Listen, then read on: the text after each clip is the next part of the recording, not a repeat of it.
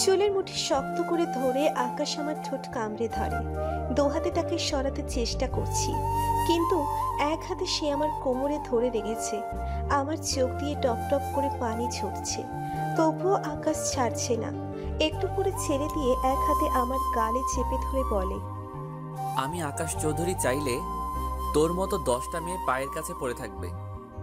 এক ঝটকাই আমাকে সরিয়ে দিয়ে হন হন করে বেরিয়ে যায়। একদিকে এত জোরে গালে চেপে ধরায় আমার গাল ব্যথা করছে, অন্যদিকে ঠোঁটে জ্বালা করছে। মনে হয় কেটেই গেছে। ইচ্ছে করছে চিৎকার করে কাঁদতে। আমার জীবনে এটা দুঃস্বপ্ন হয়ে গেছে। আজ যদি আমার বাবা মা বেঁচে থাকতো, তবে এই দিন আসতো না। এইসব ভেবে চোখের জলে নিজেকে ভাসাচ্ছি। ফোনে কথা বলতে বলতে আকাশ ঘরে প্রবেশ করে।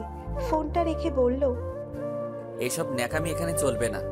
তোর জীবনে সবচেয়ে বড় ভুল করেছিস, তার মাসুল সারা জীবন তোকে দিতে হবে। সত্যিই বড় ভুল করেছি আমি। বাবা মায়ের মৃত্যুর পরে মামার অভাবের সংসারে ঠাঁই মেলে আমার। তখন আমাদের কিছুই নেই। নদী ভাঙনে বাড়িঘর জমিজমা সব হারিয়ে বাবা মায়ের সাথে শহরের ছোট্ট একটা বাসায় উঠেছিলাম। সবে ইন্টারমিডিয়েট পাশ করে অনার্সে ভর্তি হয়েছি তখন। কত স্বপ্ন ছিল ডাক্তার হব, কিন্তু ডাক্তারি পড়ার আর সামর্থ্য নেই তখন। বাবা খুব কষ্ট পেতেন, কারণ ভর্তি পরীক্ষায় টিকেও ডাক্তারি পড়তে পারলাম না। আমি বাবাকে সান্ত্বনা দিয়ে যাই। আমার সান্ত্বনা মাথার উপর বটের ছায়া। বাবা মা আছে আমার। ভাগ্য আমাকে নিয়ে খেলতে শুরু করে। একদিন অ্যাক্সিডেন্টে আমার বটের ছায়াটা চলে যায় না ফেরার দেশে। তারপর মামা ওনার বাসায় নিয়ে আসে। মামা এক অফিসের কর্মচারী ছিলেন। কোনো রকমের সংসার চলে যেত। 2 ছেলে মেয়ের খরচ চালিয়ে আমি তাদের উপর বাড়তি চাপ হয়ে যায়। মামা কখনো কিছু বলতেন না, কিন্তু মামি কেন চুপ করে থাকবেন? ছুটা কাজের মহিলা বিদায় হলো। ঘর ছাড়ো, কাপড় ধোয়া, রান্না করা, বাজার করা সব এক এক করে আমার উপর পড়ে। তার মধ্যে কয়েকটা টিউশনি জোগাড় করে নিজের পড়ার খরচ জোগাড় করি। ক্লাসে তো যেতেই পারিনি, শুধু পরীক্ষার সময় পরীক্ষা দিয়ে আসি। মামি সেটাতেও আপত্তি। যতটা সম্ভব নিজের খরচ কমিয়ে টিউশনির টাকা কিছু মামির হাতে তুলে দিই। মামা সব বুঝতেন, কিন্তু মামির উপর কথা বলতে পারতেন না। ঝাড়ি খেয়ে মুখ কালো করে বসে থাকতেন। এভাবেই মামির সংসারে গায়ে খেটে পড়াশুনো শেষ করি।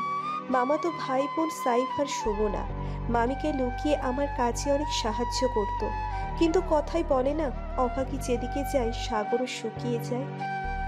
আমার বেলায়ও ব্যতিক্রম হয়নি। মামার অফিস থেকে একদিন ফোন আসে মামা খুব অসুস্থ, হাসপাতালে নেওয়া হয়েছে। মামিকে নিয়ে ছুটে গেলাম। সপ্তাহখানেক পরে মামা বাসায় ফেরেন ঠিকই, কিন্তু প্যারালাইসিসড হয়ে যায়। মামার অফিসের কয়েকজন এসেছিলেন দেখতে। মামা অনেক বলে কয়ে মামার কাজটা আমাকে দিতে অনুরোধ করেন। ভাগ্য বুঝি মুখ তুলে চাইল। কি দয়া হলো ওনাদের, আমাকে চাকরিটা দিয়ে দিল। সেই অফিসের বস আকাশ। আমি মামার পোস্টেই জয়েন করি। একদিন একটা ফাইল নিয়ে হুট করে আকাশের কেবিনে ঢুকে পড়ি। যা দেখলাম তার জন্য প্রস্তুত ছিলাম না। এই অফিসের একটা মেয়ে আকাশের সাথে খুব ঘনিষ্ঠ অবস্থায়। আমি দেখেই মাথা নিচু করে দাঁড়িয়ে আছি। How dare you! নক না করে আমার কেবিনে ঢোকার সাহস হয় কি করে তোমার? আই এম সরি স্যার, ভুল হয়ে গেছে। আসলে আমি অন্যমনস্কভাবেই নক করতে ভুলে গেছি। কোথা থেকে এসব জুটেছে কে জানে। এই মেয়ে, বাবা মা ভদ্রতা শেখায়নি? এক্সকিউজ মি ম্যাম, আমার ভুল হয়েছে, আমি স্বীকার করছি। কিন্তু তাই বলে আপনি আমার মা বাবাকে তুলে কথা বলতে পারেন না। আর ভদ্রতা কাকে শেখাতে হবে সেটা তো দেখতেই পাচ্ছি। You idiot! ডেইজি আমাকে চড় মারার জন্য হাত তুলতেই ওর হাত ধরে ফেলি। Don't dare you! এক ঝটকায় হাত সরিয়ে দিই। আমার ব্যবহার ডেইজি বোকা হয়ে গেছে। ভাবতেও পারিনি এমনটা করতে পারবো। আকাশ এত সময় শুনছিল, এবার এগিয়ে আসে। এই মেয়ে, তোমার তো খুব সাহস দেখছি। স্যার, আপনার মিটিংয়ের ফাইল রেডি। Excuse me. ফাইলটা ডেস্কে রেখে আমি বেরিয়ে আসি। মাসখানেক কেটে যায়। ডেইজি আমার পেছনে লেগেই আছে। আমি সতর্ক থাকি যাতে আমার ভুল ধরতে না পারে। আকাশ সেদিনের পর আমাকে কিছু বলেনি, কিন্তু 1 সপ্তাহের মধ্যেই আমার পোস্ট পরিবর্তন করা হয়। আগে মামার পোস্টে থাকলেও এখন আমি আকাশের বিয়ে। আকাশের পাশের কেবিনটা আমার। এদিকে মাসের শেষে অফিসে একটা পার্টির আয়োজন করা হয়। পার্টি চলাকালীন আমি এক কোণায় দাঁড়িয়ে থাকি। এসবে আমি অভ্যস্ত নই। হঠাৎ খেয়াল করলাম সকলের মধ্যমণি আকাশ নেই। কিছুক্ষণ পরেই আকাশের ফোন। একটা জরুরি ফাইল নিয়ে কেবিনে যেতে বলে। নক করে কেবিনে ঢুকে দেখি আকাশ চেয়ারে নেই। কেবিনটার একপাশে বসার জন্য আলাদা জায়গা আছে, তার পাশের জানালার কাছে আকাশ দাঁড়িয়ে আছে। Sir, file. টেবিলে রাখো। রেখে চলে যাচ্ছি, তখন আকাশ পেছন থেকে হাত টেনে ধরে। আমি ভয় পেয়ে ঘুরে দাঁড়াই। আকাশ একদম কাছে চলে এসেছে আমার। তার চোখ দুটো টকটকে লাল হয়ে গেছে। পার্টিতে ড্রিঙ্কস পড়েছে অনেক। হাত ছাড়াতে পারছি না। স্যার, হাত ছাড়ুন। কোথায় যাচ্ছ? এত তাড়া কিসের? আকাশের ব্যবহার আমার ভালো লাগছে না। অস্বস্তি বোধ করছি। আমার কাজ আছে, হাত ছাড়ুন। তুমি আমার বিয়ে, আমি যা বলবো তুমি তাই করবে। সবাই আকাশ চৌধুরীর কাছে ভিড়তে চাই, আর তুমি কেন দূরে থাকো? আকাশ আমার সামনের এলোমেলো চুল আঙ্গুল দিয়ে ঠিক করে দেয়। আকাশ স্বাভাবিক নয়, মাতলামি করছে, বেশ বুঝতে পারছি। হাত ছাড়ুন বলছি। আমি আরো জোর করতে থাকি। এবার আকাশও হাত ছাড়া দিয়ে দেয়ালে চেপে ধরে আমাকে। ভয়ে আমার হাত পা জমে আসে। আকাশ ক্রমশ তার মুখ এগিয়ে আনে। কি করব বুঝতে না পেরে আচমকা একটা ধাক্কা দিয়ে আকাশের হাত সরিয়ে দিই। ঠাস করে একটা চট বসিয়ে দিই আকাশের গালে। আকাশ প্রথমে বুঝতে পারেনি ঠিক কি ঘটেছে। একটু সময় নিয়ে বলল, এই মেয়ে, তুই আকাশ চৌধুরীর গালে চড় দিয়েছিস। আকাশ চৌধুরীর এর মাসুল তোকে দিতে হবে, অনেক বেশি ভারী পড়ে যাবে। আমি বের হতে চাই কেবিন থেকে, কিন্তু আকাশ আমার হাত ধরে এক টানে দেয়ালে চেপে ধরে আমার ঠোঁটে অসম্ভব রকমের বন্য হয়ে কিস করে। অনেক ধস্তাধস্তির পর ধাক্কা সামলাতে না পেরে আকাশ তার ডেস্কের উপর পড়ে যায়। সাউন্ড প্রুফ কেবিন হওয়ায় বাইরের কারো কানে আমার আওয়াজ পৌঁছয়নি। আর এমনিতেও সবাই পার্টিতে ব্যস্ত। আমি দৌড়ে বেরিয়ে আসি কেবিন থেকে। অফিসে আর এক মুহূর্তও থাকিনি, সরাসরি বাসায় ফিরে আসি। সারাটা রাস্তা কেঁদে চোখ ফুলে গেছে। মামার এই অবস্থা, চাকরিটা চলে গেলে সংসার কিভাবে চলবে?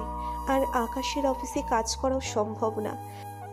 কি করব চিন্তা করতে পারছি না। এদিকে সাইফ সুমনার কলেজের বেতন দিতে হবে। ভাগ্য আমার দিকে মুখ তুলে তাকায়নি, বরং জমের মুখে ঠেলে দিয়েছে। আকাশ চৌধুরীর অনেক ক্ষমতা, দেশের নামী শিল্পপতির মধ্যে অন্যতম ক্ষমতাধর ব্যক্তি। ওনার যা ইচ্ছে তাই করতে পারেন। পরের দিন অফিসে যাইনি। এর পরের দিন যেতে ইচ্ছে না করলেও যেতে হলো।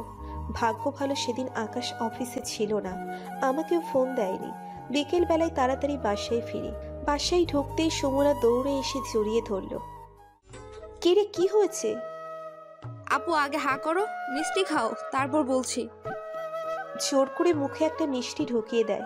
মিষ্টি খেতে খেতে বললাম, কিসের মিষ্টি? তোর তো আজকে কোনো রেজাল্ট দেবার কথা নয়। তবে একটা সুখবর আছে, আমরা সবাই অনেক অনেক খুশি। কি সুখবর? আপু, তোমার রাজকপাল, এত বড় ঘরে তোমার বিয়ে হবে। ইস, আমার যে কি খুশি লাগছে। বিয়ে? আমার? কি বলছিস এসব? এটা তো সারপ্রাইজই তোমার জন্য। তুমি ভাবতেও পারবে না কোথায় বিয়ে হচ্ছে তোমার। তোর কথার মাথা মুন্ডু কিছুই বুঝতে পারছি না। মামি কোথায়? মামি, মামি। আমি মামির ঘরে গেলাম। কাজল, আয় ভেতরে আয়। মামির মোলায়েম কণ্ঠস্বর কোনো আগাম স্বরের সংকেত দিচ্ছে, বুঝতে পারছি না। কি হয়েছে মামি? তোর কি ভাগ্য, নইলে এমন বরের বউ হবি কল্পনা করা যায়? মামির সামনে ছোট বড় অনেকগুলো গিফট বক্স আর একটা চেক পড়ে আছে। কে এনেছে এগুলো? তোর হবু বর নিয়ে এসেছে। ছেলেটা খুব ভালো। কে এসেছিল বলবে তো? আকাশ, তোর অফিসের বস, তোকে বিয়ে করতে চায়। কি বলছো এসব মামি? এটা কি করে সম্ভব? অসম্ভবের কি আছে?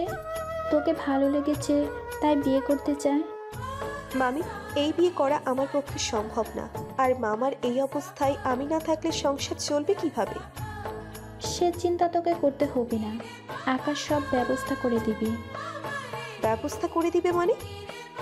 সাইফ সুমনার পড়ার খরচ সংসার খরচ, তোর মামার চিকিৎসা, সব খরচ আকাশ দিবি। আর তুমি রাজি হয়ে গেলে? মামি, আমাদের কি একটা আত্মসম্মান নেই? আকাশ চৌধুরীর টাকায় কেন আমাদের চলতে হবে? এটা কিছুতেই সম্ভব না। আত্মসম্মানের বিছানায় পড়ে একজন কাতরা, এত মানুষের খরচ কোথা থেকে আসবে? তোর বাপ এসে দিয়ে যাবে? মামি, কতবার বলেছি বাবা মা তুলে কথা বলবে না, সংসার আমি চালাবো, তোমাকে চিন্তা করতে হবে না। মামিকে আর কিছু বলার সুযোগ না দিয়ে চেক নিয়ে বেরিয়ে আসি। আমি বুঝতে পারছি না আকাশ কেন আমাকে বিয়ে করতে চাইছে। লোকটার প্রতি ঘৃণা ছাড়া কিচ্ছু আসে না, হাজারটা প্রশ্ন মাথায় ঘুরছে। এদিকে মামি আমার 14 গোষ্ঠী উদ্ধার করছেন, আমি চুপচাপ শুনছি। মামির সাথে কথা বললেই ঝামেলা বাড়বে। পরদিন অফিসে যাই, আকাশের কেবিনে গিয়ে দেখি ফোনে কথা বলছে। আমাকে দেখে ফোন রেখে দিল। আরে কাজল, এসো এসো। চেকটা সামনে রেখে বললাম, এসব কি? কেন, তোমার মামি তোমাকে কিছু বলেনি? সেই জন্য জিজ্ঞেস করছি এসবের মানে কি। মানে খুবই সিম্পল, তোমাকে বিয়ে করতে চাই। কেন চাইছেন জানতে পারি? তোমাকে ভালো লাগে তাই। এটা যে আসল উদ্দেশ্য নয় সেটা আমি বেশ বুঝতে পারছি। Smart girl. দেখুন, এই বিয়ে করা আমার পক্ষে সম্ভব নয়। বিয়ে তো তোমাকে করতেই হবে, আর সেটাও 1 সপ্তাহের মধ্যে। অসম্ভব, কিছুতেই না। প্রয়োজনে চাকরি ছেড়ে দিব। গ্র্যান্টেড হবে না, সো গেট রেডি। আকাশ কেবিন থেকে বেরিয়ে যায়। আর যাই হোক, এই লোকটাকে বিয়ে করা সম্ভব না। চেকটা টেবিলে রেখেই চলে আসি। স্যালারি তুলতে হবে। মামার অসুস্থতায় বেশ কিছু টাকা ধার করতে হয়েছে। এদিকে সাইব সুমনার কলেজের বেতন, টিউশনি ফি দিতে হবে। মামার ওষুধ ফুরিয়ে গেছে প্রায়। বিল তুলতে গিয়ে দেখি আমার স্যালারি আসেনি। আমার বিল পেপারে সাইন করা হয়নি। জিজ্ঞেস করতে তারা জানায় স্যারের নিষেধ আছে, অনুমোদন করতে হলে স্যারের অনুমতি লাগবে। রাগে দুঃখে চোখে পানি চলে এসেছে। সারা মাস কেটে বেতনটাও পেলাম না। আবার গেলাম আকাশের কেবিনে। আকাশ নেই। আমি আকাশের বিয়ে হলেও গত 2 দিন আমাকে তেমন কোনো কাজ করতে দেওয়া হয়নি। আকাশ একাই বের হয়ে যায়। বিকেল পর্যন্ত অপেক্ষা করার পর আকাশ আসলো। স্যার। বলো, কি সিদ্ধান্ত নিলে? স্যার, আমার বেতন আটকে গেছে। আপনি অনুমতি না দিলে অনুমোদন দিবে না। হবে না, যতক্ষণ আমার প্রস্তাবে রাজি না হচ্ছ বেতন আটকে থাকবে। আপনি এটা করতে পারেন না স্যার, এটা আমার প্রাপ্য। সো হোয়াট, আকাশ চৌধুরী চাইলে পাবে, নইলে পাবে না। এভাবে আমার স্যালারি আটকে রাখলে আমি আইনি ব্যবস্থায় যাব। জোকসটা ভালো ছিল।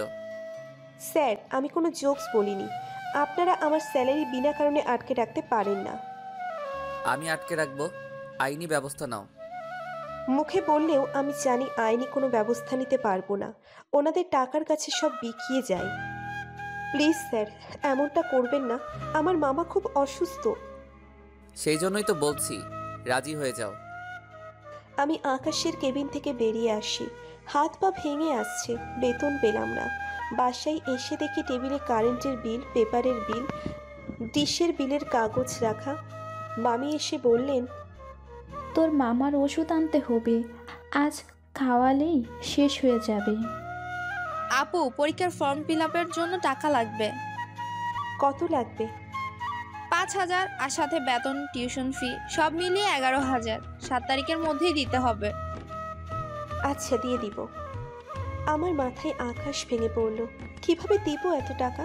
কাউকে কিছু না বলে বেরিয়ে গেলাম বাসা থেকে। অনেক জায়গায় গেলাম, কিন্তু কেউ ধারও দিল না। সবার কাছে তো ধার চাইতেও পারি না। যাদের কাছে পারি তারা আগেই দিয়েছে, সেগুলোই শোধ হয়নি। তাও একজন কিছু দেওয়ায় মামার 1 সপ্তাহের ঔষধ নিয়ে বাসায় ফিরি। কিন্তু সারা রাত চিন্তা করে সিদ্ধান্ত নিলাম আকাশকে বিয়ে করব। যা আছে আমার কপালে, আর কোনো রাস্তা খোলা নেই। স্যার, আমি আপনার প্রস্তাবে রাজি। পরদিন অফিসে গিয়েই আকাশকে বলে দিলাম, that's like a good girl. আমি জানতাম তুমি রাজি হবেই। যাই হোক, তুমি প্রিপারেশন নাও, আমি আজই তোমাদের বাসায় যাব। আকাশের প্রস্তাবে রাজি না হয়ে উপায় নেই আমার। সাইব সুমনার পড়াশোনা, মামার চিকিৎসা সব বন্ধ হয়ে যাবে।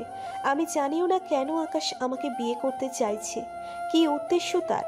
আকাশের মতো ক্ষমতাবান কোটিপতি লোক যখন আমার মতো অতি সাধারণ একটা মেয়েকে বিয়ে করতে চায়, তার পিছনে দুটি কারণ থাকতে পারে। এক ভালোবাসা, দুই অন্য কোনো উদ্দেশ্য। এক নাম্বারটা হওয়ার কোনো চান্সই নেই, সেটাও আমি ভালো করে জানি। দুই নাম্বারটাই ঠিক, কিন্তু কী উদ্দেশ্য সেটাই বুঝতে পারছি না। উদ্দেশ্য যাই হোক, আমার উদ্দেশ্য ঠিক থাকলেই হবে। আমার শর্তগুলো পূরণ করতে হবে, তবেই বিয়ে করব। সন্ধ্যায় আকাশ বাসায় আসে, সাথে অনেক কিছু নিয়ে আসে। সবার জন্য কাপড় চোপড়, মিষ্টি, আরও অনেক কিছু। মামার জন্য হুইল চেয়ার। মামাকে হুইল চেয়ারে বসিয়ে ড্রয়িং রুমে আনা হয়। খুশিতে আমার চোখে পানি চলে আসে। কতদিন মামা বিছানা থেকে ওঠেনি। হুইল চেয়ার কেনার মতো অবস্থা ছিল না। অন্যান্য খরচ চালাতেই হিমশিম খেয়েছি, তার উপর টিউশনি ছেড়ে চাকরিতে ঢুকেছি, কিন্তু সারা মাস হাতে কিছুই ছিল না। আকাশ মামা মামির সাথে কথা বলে। মামার অ্যাকাউন্টে এখানে বসেই অনেকগুলো টাকা ট্রান্সফার করে দেয়, যাতে মামার চিকিৎসার আর সংসার খরচ ভালোভাবেই চলে। সাইফ সুমনার হাতে একটা চেক তুলে দেয় তাদের পড়াশুনোর খরচ। মামা আপত্তি করলেও মামির চোখ রাঙানিতে চুপ হয়ে যায়। কিন্তু আমার তো কিছু বলার আছে।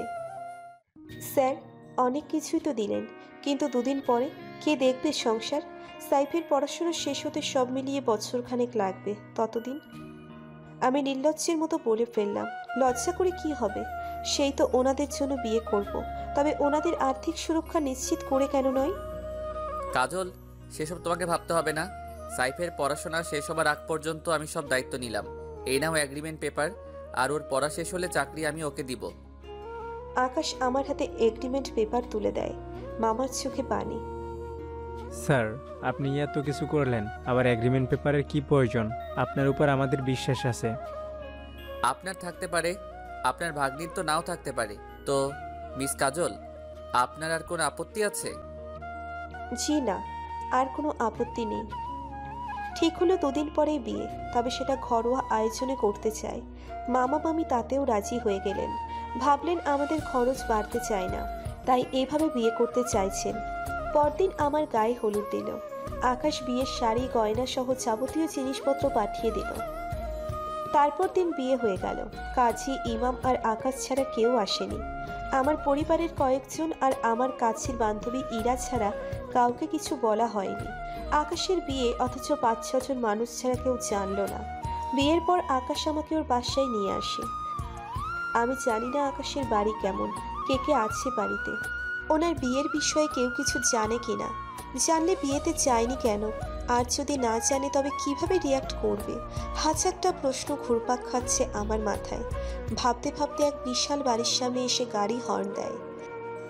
গাড়ির হর্নে আমার ভাবনায় ছেদ পড়ে। বিশাল গেট খুলে যায় আর গাড়ি ভিতরে ঢোকে। ভেতরে দেখে আমার চোখ কপালে। এত বিশাল এরিয়া জুড়ে অনেক বড় 2টা বাগান। বাগানের দুই পাশে বিভিন্ন ধরনের গাছগাছালি। বেশ ভেতরে বাড়িটা, যেন রাজপ্রাসাদ।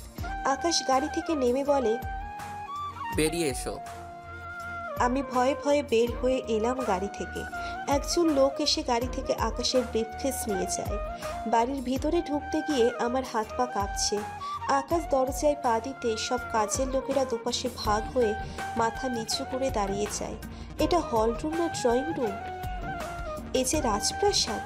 একজন ছুটে গিয়ে একটা ট্রেতে করে ঠান্ডা পানি, কয়েক ধরনের জুস নিয়ে আসে।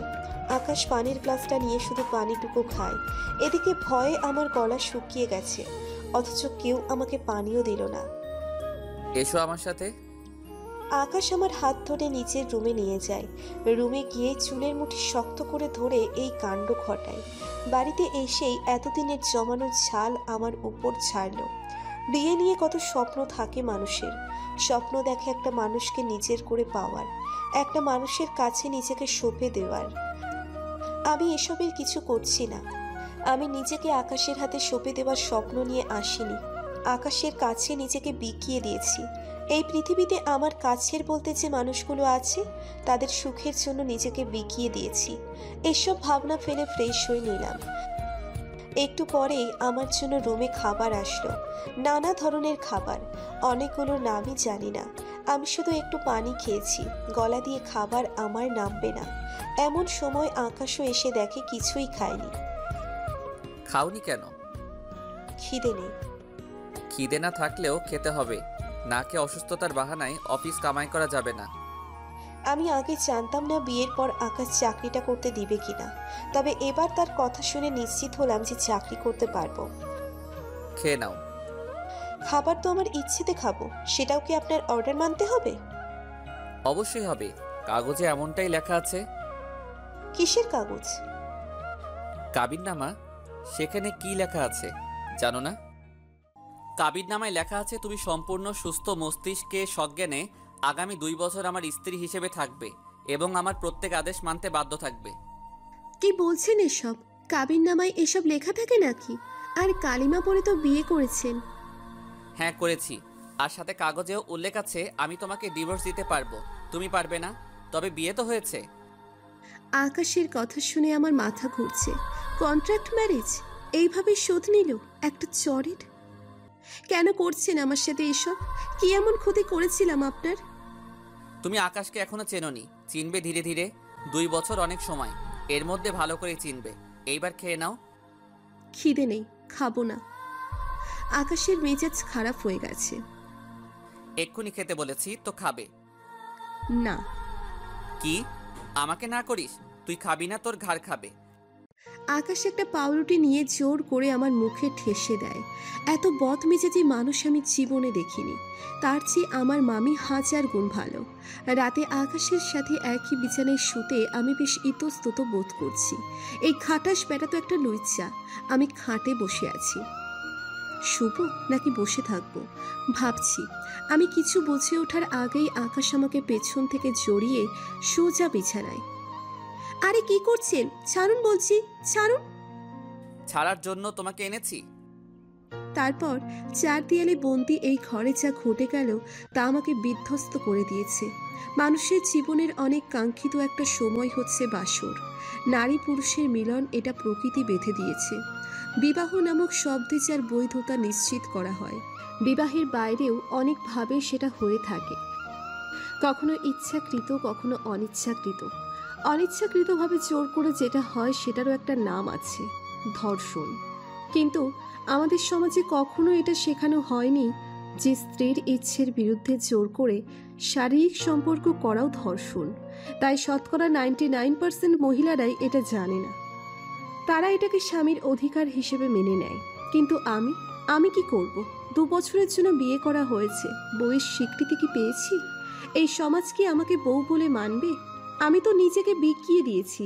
তাই আকাশের কাছ থেকে নিজেকে বাঁচানোর সর্বচেষ্টা ব্যর্থ হলে রাগে, দুঃখে আর শারীরিক যন্ত্রণায় চোখ ভাসিয়েছি। সেসব কিছুই আকাশকে স্পর্শ করেনি। কোনো রকমে শাড়িটা গায়ে চড়িয়ে ওয়াশরুমে ঢুকে দরজা বন্ধ করে দিই। শাওয়ার ছেড়ে ভিজতে থাকি প্রতিটা স্পর্শ মুছে দিতে। আমার কান্না এই 4 দেয়ালে আটকে আছে। কত সময় ভিজেছি জানি না। দরজায় একটার পর একটা ধাক্কা দিয়ে যাচ্ছে আকাশ। আরও বেশ কিছুক্ষণ পরে বেরিয়ে আসি। আকাশ অপলক চেয়ে আছে আমার দিকে। তার চোখে কিছু একটা আছে, তা আমার চোখ এড়ায়নি। কিন্তু কি আছে আমি বোঝার চেষ্টা করছি না। তবে এই দৃষ্টিতে এখন কাম নেই। সেটা বুঝতে না চাইলেও নারীর চোখ এড়ায় না। কি আছে আকাশের চোখে? প্রেম নাকি অপরাধ বোধ? আকাশের চোখে যাই থাকুক না কেন, আমার চোখের কাছে একরাশ ঘৃণা। সরি। খুব ক্ষীণ স্বরে বলল আকাশ। সরি? তোর সরির গুষ্টি কিলাই, বজ্জাত, লজ্জা, খাটাস। আমি কোনো কথা বলার প্রয়োজন বোধ করছি না। মুখ ফুটে গালিও না, চুপচাপ শুয়ে পড়ি। আকাশ বসে আছে। কিছু সময় বসে থেকে আকাশও শুয়ে পড়ল। আমি নীরবে কেঁদেই যাচ্ছি। পরদিন সুমনা আর আমার বান্ধবী ইরা আসে। ওদের দেখে আমি খুব খুশি হই। সুমনা তো ভীষণ খুশি, সারা বাড়ি ঘুরে ঘুরে দেখলো। আপু, এ দেখছি রাজপ্রাসাদ। আসলেই তোমার রাজকোপাল, সেজন্যই আকাশ ভাইয়ের মতো স্বামী পেয়েছো, একেবারে রাজপুত্র। সুমনার কথা শুনে আমি মৃদু হাসি। কি করে সুমনাকে বলি এ আমার প্রাসাদ না, এ আমার জন্য নরক? তখন ইরা বলল, কি রে, কেমন কাটলো বাসর? ধুর। তোর কি, তোর জামাই খুব রোমান্টিক তাই না? কিসব যাতা বলছিস? যা দেখছি তাই বলছি। মানে কি দেখছিস? ইরা মুখ টিপে হাসছে। আমি কিছুই বুঝতে পারছি না। কি দেখেছিস? ওই যে তোর গলায় রোমান্সের চিহ্ন। বলেই ইরা সুমনা একসাথে ফিক করে হেসে ওঠে। লজ্জায় আমি কাচুমাচু করে গলায় হাত দিলাম। নেকলেসের খসা লেগে ছিলে গেছে। কাল বুঝতে না পারলেও সকাল থেকে জ্বালা করছে, কিন্তু সেটা যে ইরার চোখে পড়বে কে জানতো। আমি বললাম, দেখ এটা নেকলেসের খসা খেয়েছিল গেছে, কিন্তু ইরা তোর জামাই খুবই রোমান্টিক হবে। ওমা তাই? ইস, হাউ সুইট। তবে একটা কি জানিস, বিয়ের আগে যারা লুচ্চা থাকে ওই ব্যাটারাই বিয়ের পরে রোমান্টিক নাম নেয়। বলেই আমি মুখ টিপে হাসছি। এরা চোখ পাকিয়ে কিছু বলতে যাচ্ছিল, তখনই আকাশ হাজির। আরে আমার শ্যালিকারা দেখি হাজির। জি আমরা হাজির। আমার বান্ধবীকে নিয়ে আসছেন, এখন আপনাদের ধরে নিতে আসছি। বুঝলাম, কিন্তু সমস্যা একটা আছে। কি সমস্যা? আসলে অফিস অনেক কাজ পড়ে আছে, আজকে তো যেতে পারবো না। কাল শুক্রবার, তোমরা আজকে থাকবে, কাল একসঙ্গে যাব। আচ্ছা ঠিক আছে। ইরা আর সুমনা থেকে গেল। আজ আকাশ খুবই স্বাভাবিক ব্যবহার করছে। ওদের সাথে অনেক গল্প ঘটল। আমি আগের আকাশ আর আজকের আকাশের মধ্যে কোনো মিল খুঁজে পাচ্ছি না। কত রূপ এই মানুষটার। পরদিন মামার বাসায় গেলাম। আকাশও সারাদিন আমাদের সাথেই ছিল। মামার সাথে আলাদা কথা বলবো সেই উপায় নেই। আকাশ ভাবছে হয়তো আমি কিছু জানিয়ে দিব, তাই কিছুতেই একা ছাড়ছে না। আমি তো এমনিতেই কিছু বলবো না, সবাই ভালো থাকুক বলে কি হবে। সবাই অযথা চিন্তা করবে, মামা আরও অসুস্থ হয়ে পড়বে। আমি তখন আকাশকে বললাম, চিন্তা নেই, কাউকেই কিছু বলবো না। একটু হেসে আকাশ বলল, আমি জানি তুমি বলবে না, কিন্তু সবাই বুঝুক আমি কত বউ পাগল। আমি অবাক চোখে দেখছি। আপনি আসলে কি আমি বুঝতে পারি না, অদ্ভুত মানুষ। আমার রুম আকাশ খুব মনোযোগ দিয়ে ঘুরে দেখে, আমার প্রতিটি শখের জিনিস দেখে। আমার অনেক শখের একটা ছোট্ট লাইব্রেরি আছে। টিউশনের টাকা থেকে প্রতি মাসে কিছু বই কিনতাম। আকাশ আমার বইগুলো দেখছে। শেক্সপিয়ার থেকে শুরু করে নজরুল, হুমায়ুন, বাহ বেশ ভালো তো। তুমি তো অনেক বই পড়তে পছন্দ করো দেখছি, আবার কবিতার বইও দেখছি। এই তুমি কি কবিতাও পড়ো নাকি? হ্যাঁ পড়ি। কেন? আকাশ কিভাবে যেন তাকিয়ে আছে আমার দিকে। তুমি সিরিয়াসলি তুমি কবিতা পড়ো? হ্যাঁ বললাম তো পড়ি, কেন কি হয়েছে তাতে? এই যুগের মেয়ে হয়েও তুমি কবিতা পছন্দ করো, সেটাই অবাক লাগছে। অবাক হবার কি আছে? সবার পছন্দ তো একরকম হয় না। আমি শেক্সপিয়ার পড়েছি, ওয়ার্ডসওয়ার্থ, শেলি, জন ডন, ফ্রস্ট পড়েছি।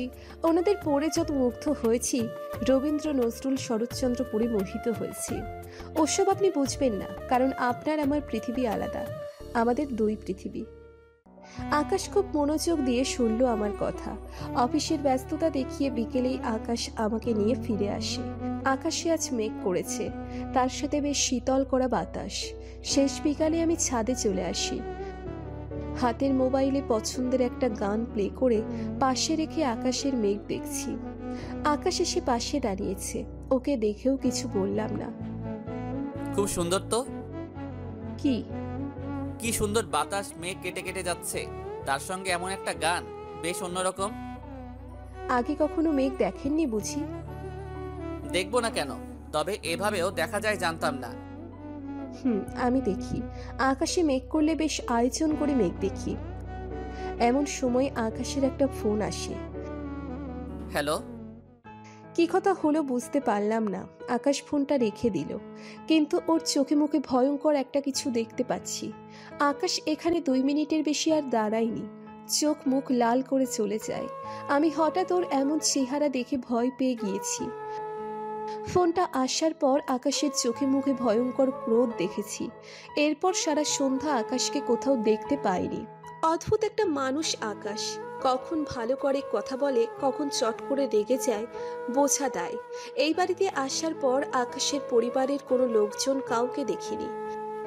অনেকগুলো কাজের লোক আছে, তারাও আমাকে দেখে ভয়ে কাচুমাচু হয়ে থাকে।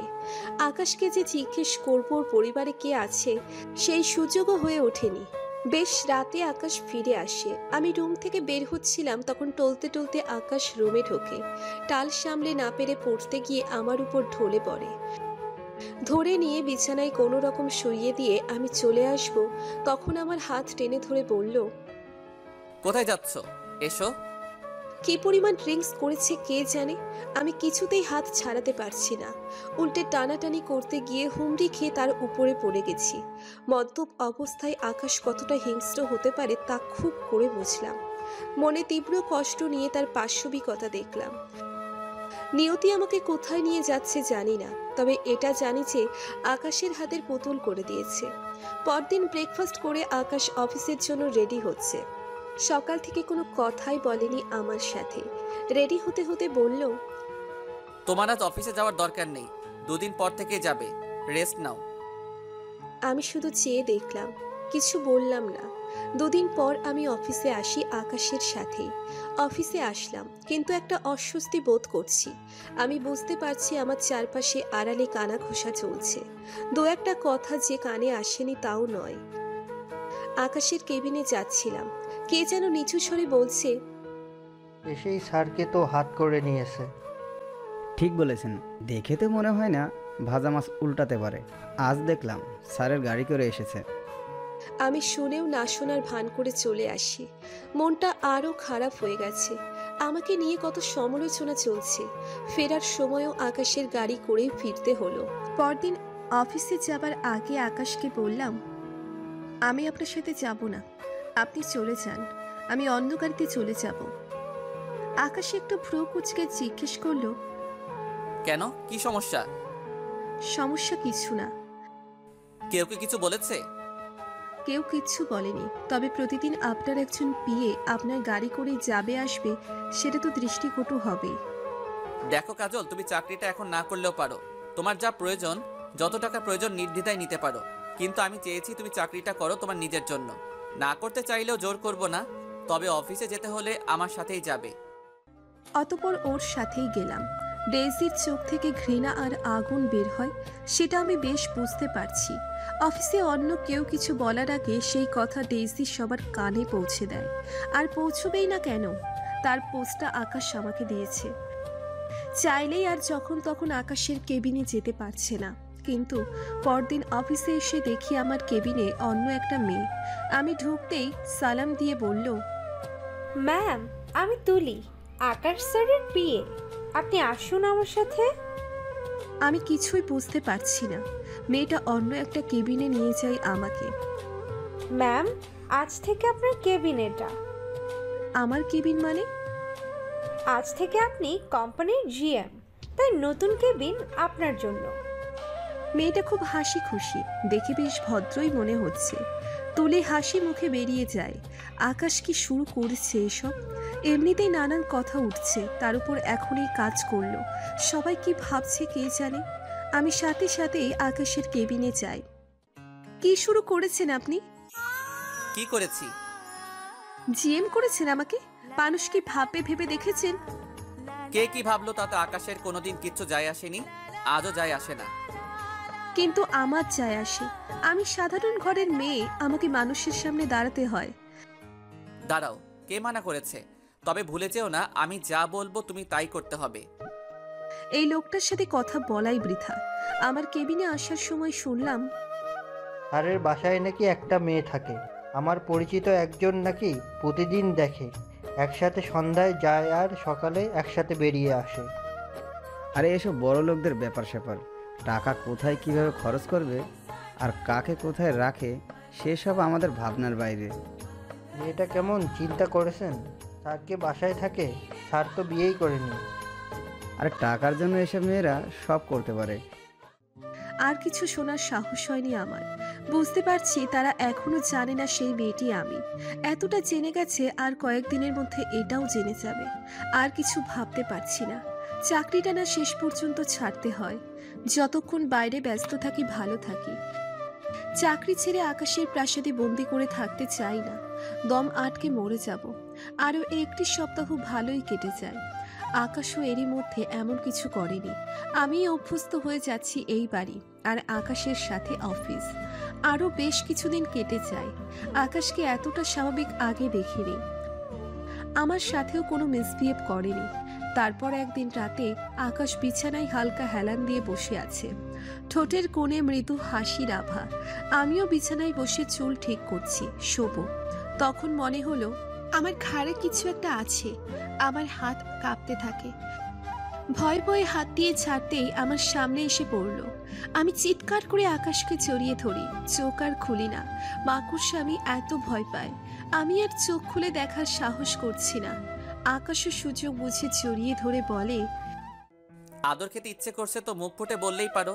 এত নাটক করে আমার বুকে আসার দরকার ছিল না, একবার বলেই দেখতে। আকাশের কথার মানে বুঝতে না পারলেও চোখ মেলে বুঝলাম আমি ওকে এমনভাবে জড়িয়ে ধরেছি। আস্তে আস্তে বললাম, নাটক মানে? আমার গায়ে মাকড়সা? এটা তাকিয়ে দেখি মাকড়সা আকাশের হাতে। আমি চিৎকার করে আরো শক্ত করে জড়িয়ে ধরি। আরে ছাড়ো ছাড়ো, দম বন্ধ হয়ে মরে যাব। এটা ফেলে দিয়েছি। কি সত্যি? তাকিয়ে দেখি নেই। যাক বাবা, বেঁচে গেছি। এতক্ষণে মনে পড়লো আমি এখনো ওকে ধরে রেখেছি। এবার লজ্জা পেয়ে গেছি। আস্তে আস্তে ওকে ছেড়ে দিলাম, কিন্তু আকাশ ছাড়ছে না। ছাড়ুন। তুমি তো ধরেছিলে, আমি কি ধরতে বলেছিলাম? আদর পেতে নাটক করলে। ছি, কিসব যাতা বলছেন? যা সত্যি তাই, এখন তার ছাড়াছাড়ি নেই। আজ এক অন্য আকাশকে আবিষ্কার করলাম। বিয়ের পর যতবার সে কাছে এসেছে প্রতিবার আমি নরকের যন্ত্রণা ভোগ করেছি, কিন্তু আজ তার স্পর্শে অন্য কিছু ছিল। নিজের অজান্তেই আমি আবেশে বন্দী হয়ে যাচ্ছি। কি করছি আমি? মনে পড়তেই সরে যেতে চাইলাম। এই মেয়ে, এত হাত পা ছোড়াছুড়ি করলে মাকড়সা লাগিয়ে দিব। এই যে ওখানে রাখা আছে।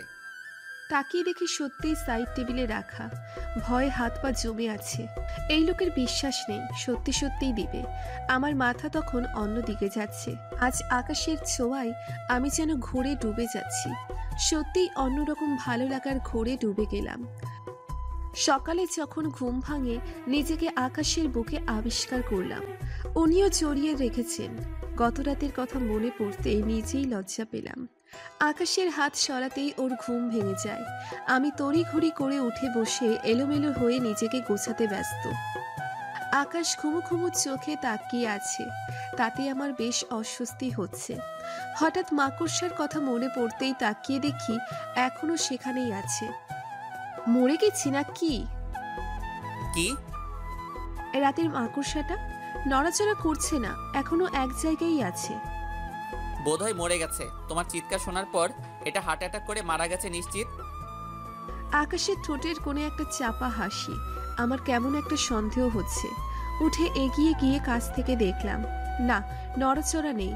আরো ভালো করে খেয়াল করে দেখি এটা নকল। তার মানে আকাশ ইচ্ছে করে করেছে এসব। চোখ পাকিয়ে আকাশকে বললাম, আপনি আপনি ইচ্ছে করে ভয় দেখিয়েছেন এই রাবারের মাকড়সা দিয়ে? আমি মোটেও এসব করিনি, তুমি করেছো। তুমি আদর খেতে চেয়েছো, এজন্য সব নিজে সাজিয়েছো, আর এখন আমার দোষ দিচ্ছ। এখন সব বুঝতে পারছি আমি। আকাশের কথা শুনে রাগে ইচ্ছে করছে নিজের মাথার চুল নিচেই ছিঁড়ি। অফিসে যাবার পথে আকাশকে বেশ ফুরফুরে মনে হলো। আকাশের অনেক কিছুই এখনো আমার অজানা। কত রূপ দেখেছি এই মানুষটার। আচ্ছা, আপনার বাসায় আপনার নিচের কোনো মানুষজন নেই কেন? কোনো দিন আপনার বাবা মায়ের কথা শুনিনি। আর একটা বিষয় খেয়াল করলাম, সারা বাড়িতে ওনাদের কোনো ছবি নেই কেন? আমার কেউ নেই। মুখ শক্ত করে জবাব দেয় আকাশ। তারপর আর কোনো কথাই বলেনি। তবে তার চেহারার রং পাল্টে গেছে, এটা চোখে পড়ার মতো। তাই আমিও আর ঘাটাইনি। হয়তো আমার মা বাবার মতো ওনারও। শুধু শুধু মনে কষ্ট দিলাম ওনার। অফিসে পৌঁছে আকাশ আমার আগে গাড়ি থেকে নেমে হনহন করে চলে যায়। তারপর যতক্ষণ অফিসে ছিল সবাই ভয়ে কাঠ হয়েছিল। যে সামনে যাচ্ছে সেই তোপের মুখে পড়ছে। লাঞ্চের আগেই বেরিয়ে যায় আকাশ। অফিস শেষে বের হয়ে দেখি আমার জন্য গাড়ি পাঠিয়েছে, কিন্তু আকাশ নেই। বাসায় ফিরেও আকাশকে কোথাও পেলাম না। এদিকে ঘন কালো মেঘ করেছে। একটু পরেই ঝুম বৃষ্টি শুরু হয়। একা একা বসে আছি, ভালো লাগছে না। এ বাড়িতে অনেক মানুষ, সবাই সময় মতো সব কাজ করে। আকাশের রুমের এদিকে তারা একটি নির্দিষ্ট সময়ে আসে, তাছাড়া উপরে তারা তেমন একটা আসে না। আমি নিজে গিয়ে কখনো কথা বললেও তারা খুব গুটিয়ে থাকে। এটা আমার খুব খারাপ লাগে। তারা আমার উপস্থিতিতে জড়সড় হয়ে যায়। এত মানুষের ভিড়েও আমি একা। বাবা মায়ের কথা মনে পড়ছে খুব। ব্যালকনিতে দাঁড়িয়ে আছি, তাও মন খারাপ হচ্ছে। আমি আবার অনেক গান শুনি, মনে হয় গান শুনেই বেঁচে আছি। মন খারাপ হলেই আরও বেশি গান শুনি। রুমে এসে একটা গান প্লে করে আবার ব্যালকনিতে আসি। বাইরে ঝুম বৃষ্টি, বৃষ্টির হালকা ঝাপটা চোখে মুখে লাগে, অন্যরকম একটা ভালো লাগা কাজ করে। তখন এই একটা গান আমার চোখ ভিজিয়ে দেয়। মফস্বলে বড় হয়েছি আমি। বাবা আর্মি অফিসার ছিলেন। যখন ছুটিতে আসতেন বাড়িতে, মনে হতো আমাদের বাসায় ঈদ। বাবার আদরের রাজকন্যা আজ নিয়তি কোথায় কোথায় নিয়ে যায়। মামির সংসারে লাথি ছাটা খেয়ে আজ আকাশের হাতের পুতুল। ভীষণ মনে পড়ছে বাবা মায়ের কথা। কেন তোমরা আমাকে ফেলে চলে গেলে? যাবেই যদি, নিয়ে যাওনি কেন সাথে? এই গান আমার কলিজায় লাগছে। হঠাৎ গান বন্ধ হয়ে যায়। ভেতরে তাকিয়ে দেখি আকাশ এসেছে। উস্কো খুস্কো চুল, চোখ লাল। নিজের অজান্তেই আকাশের মনে কষ্ট দিয়েছি ওর বাবা মায়ের কথা বলে। আমার ভীষণ খারাপ লাগছে। আমি আমার চোখ মুছে নিলাম।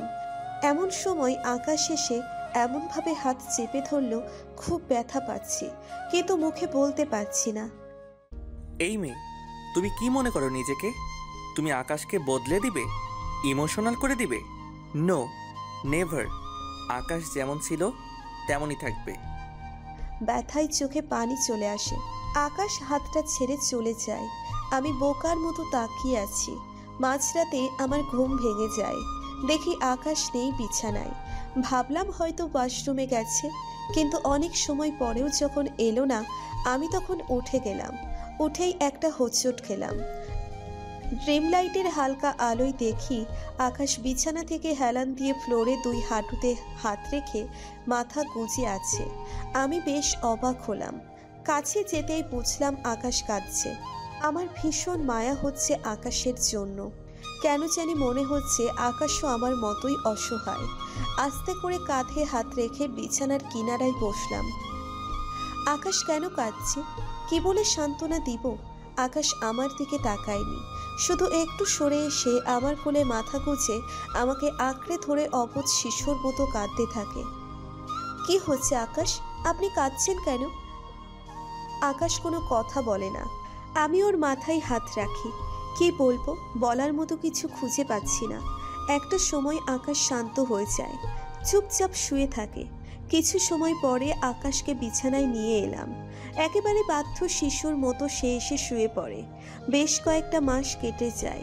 অফিসের লোকদের বাঁকা দৃষ্টিতেও আমি চাকরিটা করছি।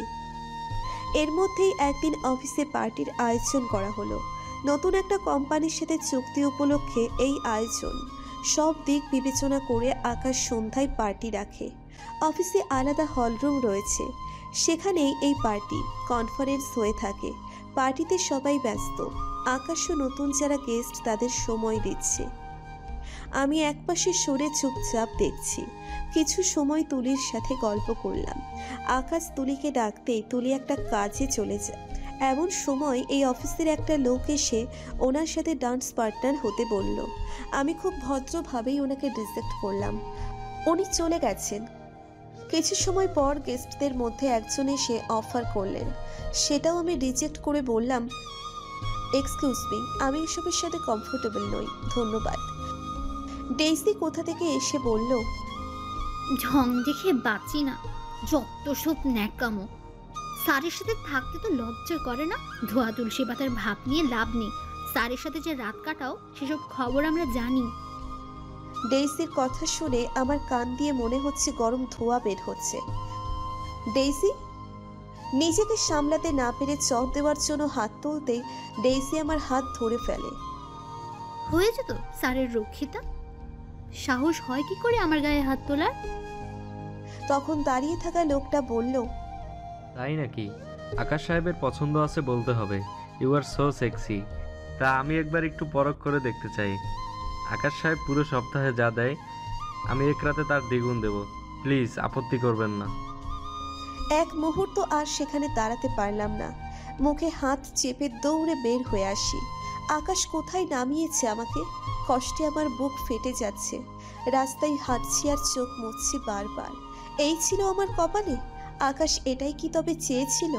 কিছু ভাবতে পারছি না। ইদানিং মাথা ভীষণ যন্ত্রণা করে, মাথা ঘুরায়, এখনো আমার মাথা চক্কর দিচ্ছে। এমন সময় আকাশের গাড়ি আমার সামনে এসে থামে। আকাশ বেরিয়ে আসে, আমার হাত ধরে বলে, চলো আমার সাথে। কোথায়? অফিসে। চটকা দিয়ে ওর হাত সরিয়ে দিই। রাগে আমার চোখে আগুন জ্বলছে। কেন, আরো ক্লায়েন্ট আছে নাকি আপনার, যারা ওনাদের সাথে রাত কাটানোর অফার করবে? আকাশ ঠাস করে একটা চর বসিয়ে দেয় আমার গালে। চুপচাপ আমার সাথে চলো। যাব না, আমি কোথাও যাব না। আকাশ আমার হাত ধরে টেনে নিয়ে গাড়িতে তুলতে তুলতে বলল, সবাই জানুক তুমি কে, সবার জানা প্রয়োজন। কি জানাবেন? আমি আপনার 2 বছরের চুক্তি করা বউ। আপনার ব্যবসায় যেমন চুক্তি করেন, আজ এটার সাথে চুক্তি শেষ হলে কাল নতুন কোনো কোম্পানির সাথে, সবাইকে এটাই জানাতে চাইছেন? একদম চুপ থাকো তুমি, চুপচাপ বসে থাকবে। ভুল কি বলছি? তারাও ভুল কিচ্ছু বলেনি। আপনার চুক্তি শেষ হলে আরেকজন আমাকে 1 মাসের চুক্তি অফার করতে পারে, একজন তো 1 রাতের অফার করলো। এই মেয়ে চুপ, একদম চুপ, আর একটা কথাও বলবি না। আকাশ ড্রাইভিং সিটে গিয়ে বসলো। আমি কেঁদেই যাচ্ছি। আকাশ আমাকে অফিসে না নিয়ে বাসায় নিয়ে আসে। বাসায় আসার সাথে সাথে আমি দৌড়ে রুমে চলে আসি। মাথা প্রচণ্ড ব্যথা করছে। কাঁদতে কাঁদতে কখন ঘুমিয়ে পড়েছি জানি না। আকাশও আমাকে ডাকেনি। পরদিন সকালে ঘুম ভাগলো। আকাশ অফিসে যাবার জন্য রেডি। আকাশকে বললাম, আমি চাকরিটা করব না। কেন, ওদের জন্য চাকরি ছেড়ে দিবে? না, আমি নিজের জন্য সিদ্ধান্ত নিয়েছি। আকাশ কিছুক্ষণ চুপ থেকে বলল, ঠিক আছে, তুমি করতে না চাইলে জোর করব না। তারপরে সে চলে যায়। লাঞ্চের পরে আকাশ ফিরে এসে বলল, তাড়াতাড়ি রেডি হয়ে নাও, একটু বের হব। কোথায় যাব? এত প্রশ্ন করো কেন? রেডি হতে বলেছি, তাড়াতাড়ি। শহরের বাইরে এক শান্ত নদীর পাড়ে নিয়ে আসে আমায়। অদ্ভুত সুন্দর, শান্ত, সবুজ এই জায়গা নিমেষেই মন ভালো করে দেয়। আমার যখন খুব বেশি মন খারাপ লাগে, পার্টি, ক্লাব, বন্ধু বান্ধব বোরিং মনে হয়, তখন এই জায়গায় চলে আসি। আপনার অনেক পছন্দের জায়গা? চুপচাপ বসে আছি দুজন গাছের ছায়ায়। বাতাসে প্রাণ জুড়িয়ে নদীর পানি দেখছি। আমি ভাবছি তুলির কথাগুলো। আকাশ অফিস থেকে বের হওয়ার পরই তুলি আমাকে ফোন দিয়ে বলে, ম্যাডাম আপনি অফিসে আসলেন না? তুলি, আমি চাকরিটা আর করব না। সে কি, কেন ম্যাডাম? আমি আর করতে পারছি না। ম্যাডাম কাল যা হয়েছে তার জন্য সবাই লজ্জিত। আর আপনি যে স্যারের ওয়াইফ সেটা তো কেউ জানতো না। তবে আমি ভেবেছিলাম আপনি স্যারের গার্লফ্রেন্ড। স্যার কালকে যা কাণ্ড করলেন, আসলে ম্যাম আপনি অনেক লাকি, স্যারের মতো হাজব্যান্ড পেয়েছেন। কে করেছেন উনি? আসলে কাল যা হয়েছে আমি সবটা দেখেছি। যখন স্যারকে জানাতে গেলাম তখন আপনি চলে গেছেন। স্যার আসার পর ওই লোক স্যারকে বলে, মিস্টার আকাশ, আপনার চয়েস আছে বলতেই হবে। আপনার মিস স্ট্রেস তো জোস। স্যার তখন ওই লোকের কলার ধরে বলে, কি বললি? লোকটা ভয় পেয়ে যায়, বলে, আপনার অফিসের তারাই বলেছে মেয়েটা আপনার রক্ষিতা। স্যার এলোপাতাড়ি মারতে থাকে লোকটাকে। অনেক কষ্টে স্যারকে সবাই ফেরায়। স্যার তখন অনেক চিল্লাচিল্লি করে, বলে, রক্ষিতা শব্দটা কে দিয়েছে? যে রক্ষা করে সেই রক্ষিতা। কিন্তু অদ্ভুত, এই সমাজ ওয়াইফকে রক্ষিতা নামে ডাকে। হ্যাঁ, কাজল আমার রক্ষিতা, কারণ আমাকে রসাতলে যাবার হাত থেকে রক্ষা করেছে। এখানে অনেক মানুষ আছে যারা আমার সুযোগ নিতে চেয়েছে, তাদের হাত থেকে রক্ষা করেছে। একটা কথা কান খুলে শুনে রাখুন সবাই, কাজল আমার বিবাহিতা স্ত্রী। আর যারা এই অফিসে আমাকে ব্যবহার করতে চেয়েছিলেন, ষড়যন্ত্র করেছেন, সবাইকে আমি চিনি। তাই আমি কোনো ব্যবস্থা নেবার আগেই কালকের মধ্যে স্বেচ্ছায় অব্যাহতি দিয়ে চলে যাবেন। আর তুলি, এখনই ফাইল রেডি করো, এই চুক্তি বাতিল। যত টাকা লস হবে হোক, এই বাস্টারদের সাথে কোনো চুক্তি হবে না, ভবিষ্যতেও না। ম্যাডাম আমি তো হা করে স্যারের কথা শুনছিলাম। আপনাকে এত ভালোবাসে, আপনাদের জুটি সেরা ম্যাডাম। আর ডেইজি সহ 2 জন আর চাকরি ছেড়ে চলে গেছে। থ্যাঙ্কস তুলি। তোমার স্যার এখন কোথায়? স্যার তো বেরিয়ে গেছেন একটু আগেই। তুলির সাথে কথা বলার একটু পরই আকাশ এসে এখানে নিয়ে আসে। জায়গাটা বেশ ভালো লাগছে আমার। কি ভাবছো? আকাশের কথাই ভাবনায় ছেদ পড়ল। কিছু না, দেখছি খুব সুন্দর জায়গা। কাজল, হুম। আমি যখন থেকে বুঝতে শিখেছি তখন থেকে দেখছি আমার বাবা মা খুব ব্যস্ত। আমাকে সময় দেওয়ার মতো সময় উনাদের ছিল না। চাকরদের হাতে বড় হয়েছি বললেই চলে। বাবা অফিস, ইনার ব্যক্তিগত জীবন নিয়ে, আর মা ওনার ক্লাব সমিতি, কত কিছু নিয়ে ব্যস্ত। সারাদিনে শুধু ব্রেকফাস্ট করার সময় সবাইকে একসাথে দেখতাম। তখন আমারও তারা স্কুলে যাবার, তারপর রাতে যখন ঘুমিয়ে পড়তাম তখন ওনারা বাসায় ফিরতেন। আমার কোনো কিছুর অভাব ছিল না, যা চাইতাম তাই পেতাম। অনেক টিউটর ছিলেন, তারা একজনের পর একজন আসতেন। বাবা মা এসবের কমতি রাখেনি, তবে একটা বাচ্চার যে বাবা মার প্রয়োজন সেটা তারা দিতে পারেনি। তবে একজন মানুষ ছিল যাকে আঁকড়ে ধরে বেঁচেছিলাম, আমার দাদু। দাদু আমাকে সারাক্ষণ চোখে চোখে রাখতেন যাতে বাবা মার অভাব বোধ না হয়। দাদু আমার সবচেয়ে কাছের মানুষ ছিলেন।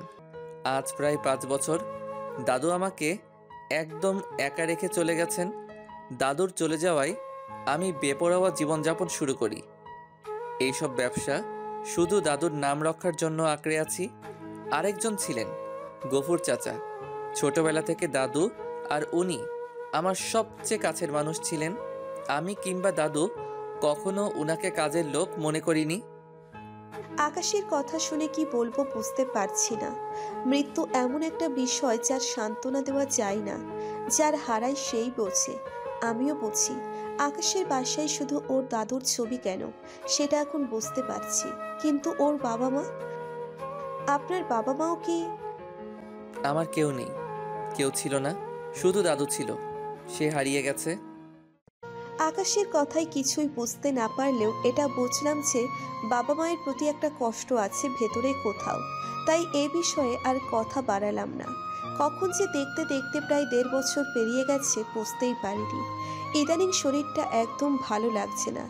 কেমন লাগে সেটাও আমি নিজেই বুঝতে পারছি না। আকাশ শুনলে হুলুস থুলুস কাণ্ড বাঁধাবে, তাই ওকে কিচ্ছু বলিনি। মাথা ঝিমঝিম করে। অবশ্য মাথা ব্যথা প্রায়ই হয়, হয়তো এই জন্য মাথা ঘুরায়। এদিকে আকাশ অনেক ব্যস্ত হয়ে গেছে। ওর দাদুর নামে একটা হাসপাতাল তৈরি করছে। অফিস হাসপাতালের কাজ সব তদারকি করতে গিয়ে খুবই ব্যস্ত সময় পার করছে। সেই সকালে বের হয়ে রাতে ফেরে, আর আমি সারা দিন বাসায় থাকি। মাঝে মধ্যে মামার কাছে যাই, কখনো সাইফ সুমনা আসে। এর আগে আকাশ একদিন আমার মামা মামিকে নিয়ে আসে। আমি এত খুশি হয়েছিলাম ওনাদের দেখে, কারণ আমি ভাবতে পারিনি আকাশ ওনাদের নিয়ে আসবেন। মামা মামিও এখানে এসে খুব খুশি। আকাশ জোর করেই 2 দিন ওনাদের এখানে রেখেছে। আগে যখন অফিসে যেতাম তখন এই বাসায় যারা আছে তাদের সাথে মেশার সুযোগটা পাইনি তেমন। এখন হাতে প্রচুর অবসর সময় থাকায় আমি সংসারের সব দেখাশোনা করতে পারছি।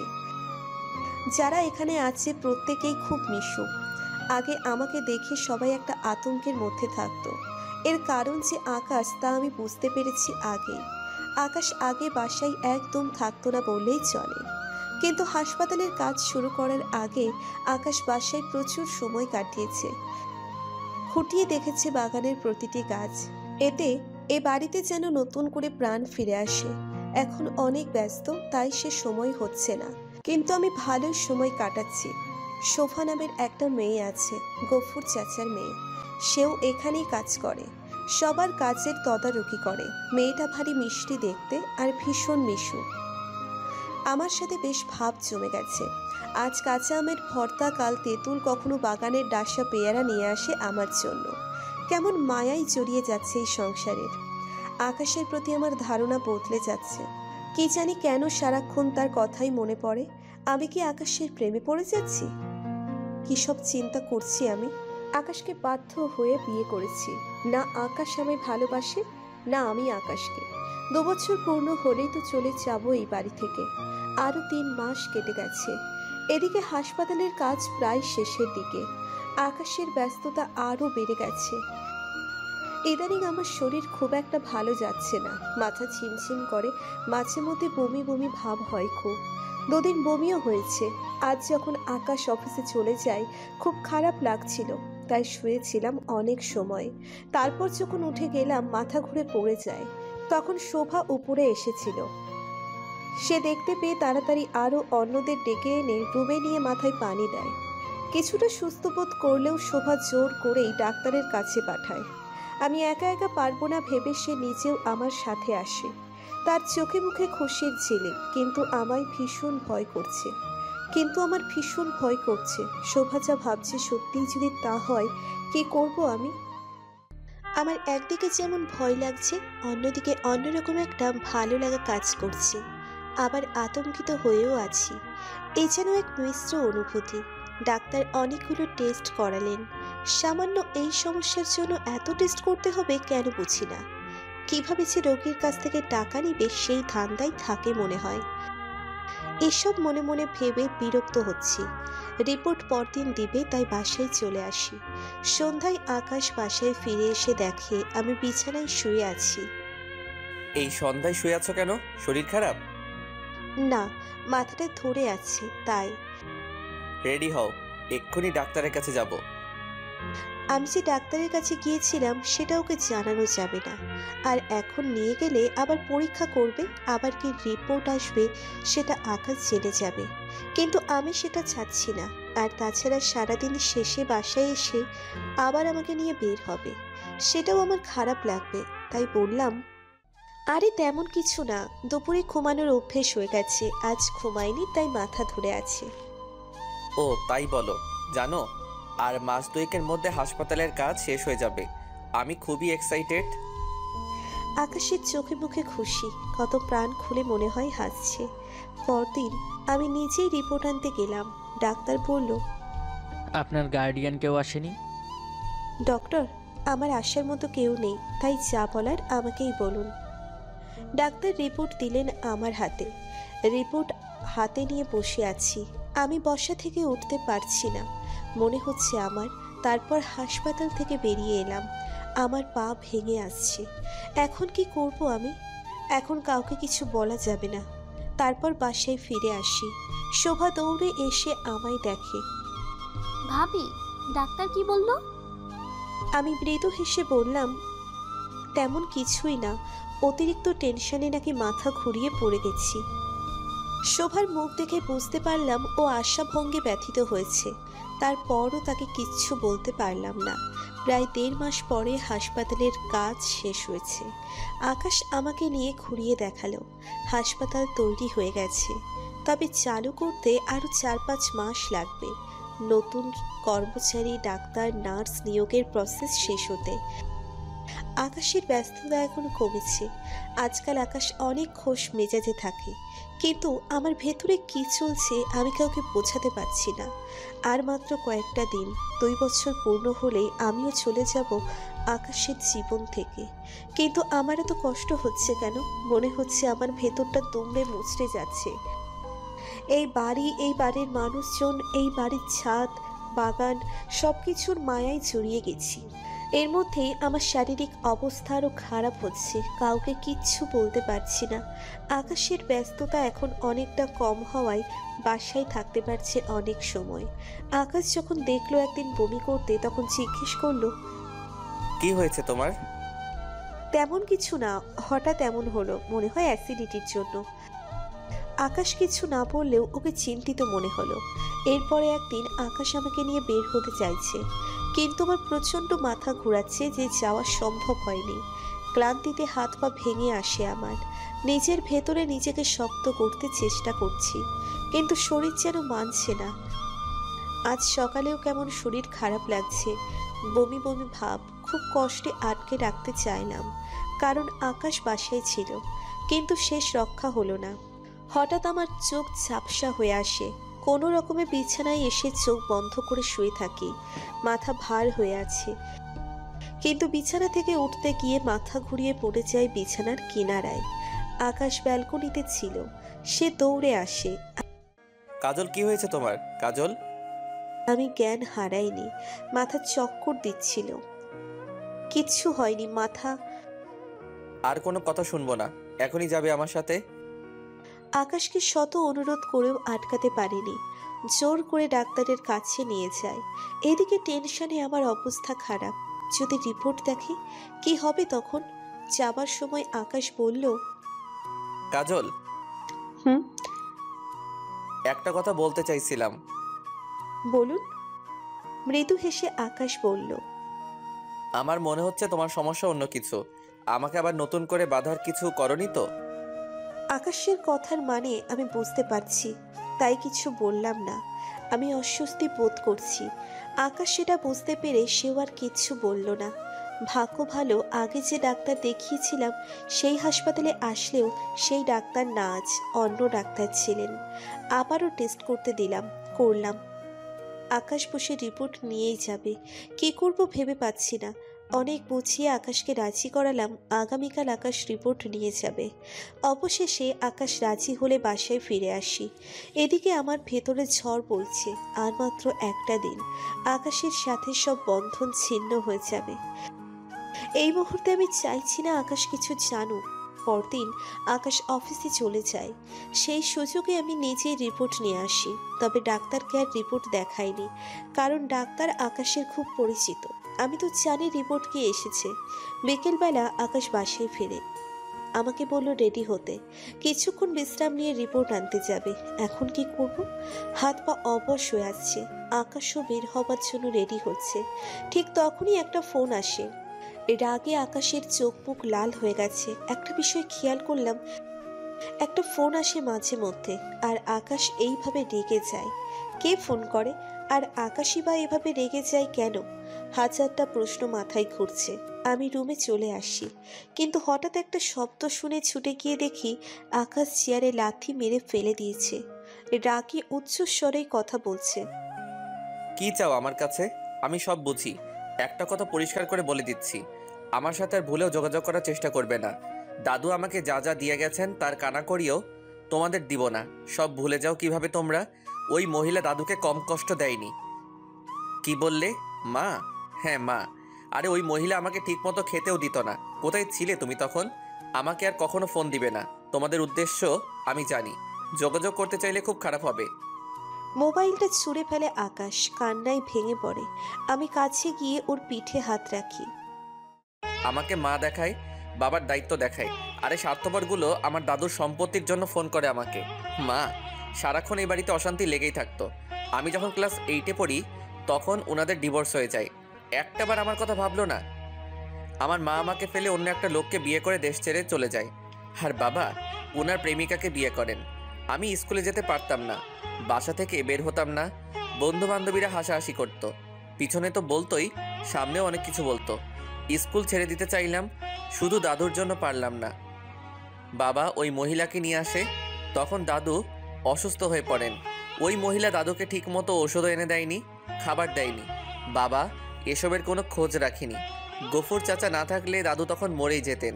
খাবার খেতে একটু দেরি হলেই আমার সামনে থেকে খাবার নিয়ে যেত।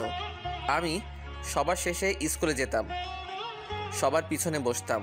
ছুটি হলে সবার আগে স্কুল ছাড়তাম, শুধু লজ্জায়। দাদু যখন সুস্থ হয়ে ওঠেন উইল করে সব কিছু আমার নামে করে দেন, আর বাবাকে ত্যায্য পুত্র করেন। ওনাদের অনেক আছে, অনেক থাকার পরেও দাদু আমাকে যা দিয়েছেন সেটা নেবার জন্য এখন বাবার দায়িত্ব ফলাতে আসে। সব স্বার্থপর, সব। কাউকে চাই না আমার। আমি রাতে একা ফুপিয়ে ফুপিয়ে কাঁদতাম। আকাশ, শান্ত হন আপনি। তুমি এখানে কি করছো? চলে যাও, তুমি চলে যাও আমার সামনে থেকে। কাউকে চাই না আমার, কাউকে না, কেউ নেই আমার। চলে যাও। আকাশ নিজেই বের হয়ে চলে যায়। আমি রাস্তায় হাঁটছি। ভোরে ঘুম থেকে উঠে আমি আকাশের বাড়ি থেকে বেরিয়ে আসি। আকাশ অনেক রাতে বাসায় ফিরেছে, এখনো ঘুমোচ্ছে, আর আমি রাস্তায়।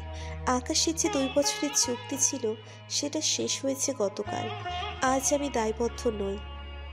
আকাশ মানুষটা একদম অন্যরকম। অনেক কষ্ট পুষে রেখেছে মনে। আমার প্রতি যতটা অনুভূতি তার কিছুটা আমি আজ করতে পেরেছি। আমি চলে যাচ্ছি, আকাশ আরও একা হয়ে যাবে। কিন্তু আমার কি করার আছে? কিচ্ছু করার নেই। আমি নিজেই নিয়তির হাতের পুতুল। সাইফকে ফোন দিয়েছি। সাইফ, তুই একটু আসতে পারবি এখন? কোথায় আপু? আমি বের হয়েছি, রাস্তায় আছি, তুই আয়। কেন আপু, কি হয়েছে? কিচ্ছু হয়নি, তুই চলে আয় তাড়াতাড়ি। আচ্ছা আমি আসছি, কোথায় আসবো বলো। আমি সাইফকে লোকেশন বললাম, একা যেতে ভরসা পাচ্ছি না। সাইফ আসতে এত দেরি করছে কেন? আমি একা গাড়িতে উঠবো না, হাত পা অসাড় হয়ে আসছে। এদিকে আকাশ ঘুম থেকে ওঠে, কিন্তু আমাকে কোথাও খুঁজে পায় না। শেষ পর্যন্ত দারোয়ান জানায় আমি খুব ভোরে বের হয়েছি। কোথায় যাব এত সকালে আকাশ ভেবে পাচ্ছে না। রুমে আবার যখন আসলো তখন ছোট্ট চিরকুট চোখে পড়ল। আকাশ, আপনাকে অনেক ধন্যবাদ। আপনি অনেক কিছু করেছেন আমার পরিবারের জন্য। গতকাল আপনার 2 বছর পূর্ণ হয়েছে, আমিও কথা রেখেছি। 2 বছর আপনার প্রতিটি কথা মেনে চলেছি। চলে যাচ্ছি আমি, কিন্তু মনে হয় আপনার বাড়ির মায়ায় জড়িয়ে গেছি। কিন্তু যেতে তো হবেই। ভালো থাকবেন, কাজল। আকাশের চোখে পানি। এভাবে চলে যাব ভাবিনি আকাশ। এখন আকাশ ভাবছে নিশ্চয়ই মামার বাসায় যাব আমি। অনেকক্ষণ স্তব্ধ হয়ে বসে থাকার পর মনে পড়ল রিপোর্ট আনা হয়নি। সাথে সাথে সেখানে চলে যায়। গতকাল রিপোর্ট নেবার কথা ছিল। স্যার, আপনার ওয়াইফ কাল সকালে রিপোর্ট নিয়ে গেছে। নিয়ে গেছে? এমন সময় সেই ডাক্তারও যাচ্ছিলেন এদিক দিয়ে। আরে আকাশ সাহেব, আপনার ওয়াইফের রিপোর্টগুলো দেখালেন না? তখন হাসপাতালের লোকটা বলল, স্যার ওনার ওয়াইফ কাল রিপোর্ট নিয়ে গেছেন, কিন্তু উনি এখন রিপোর্ট নিতে আসছেন।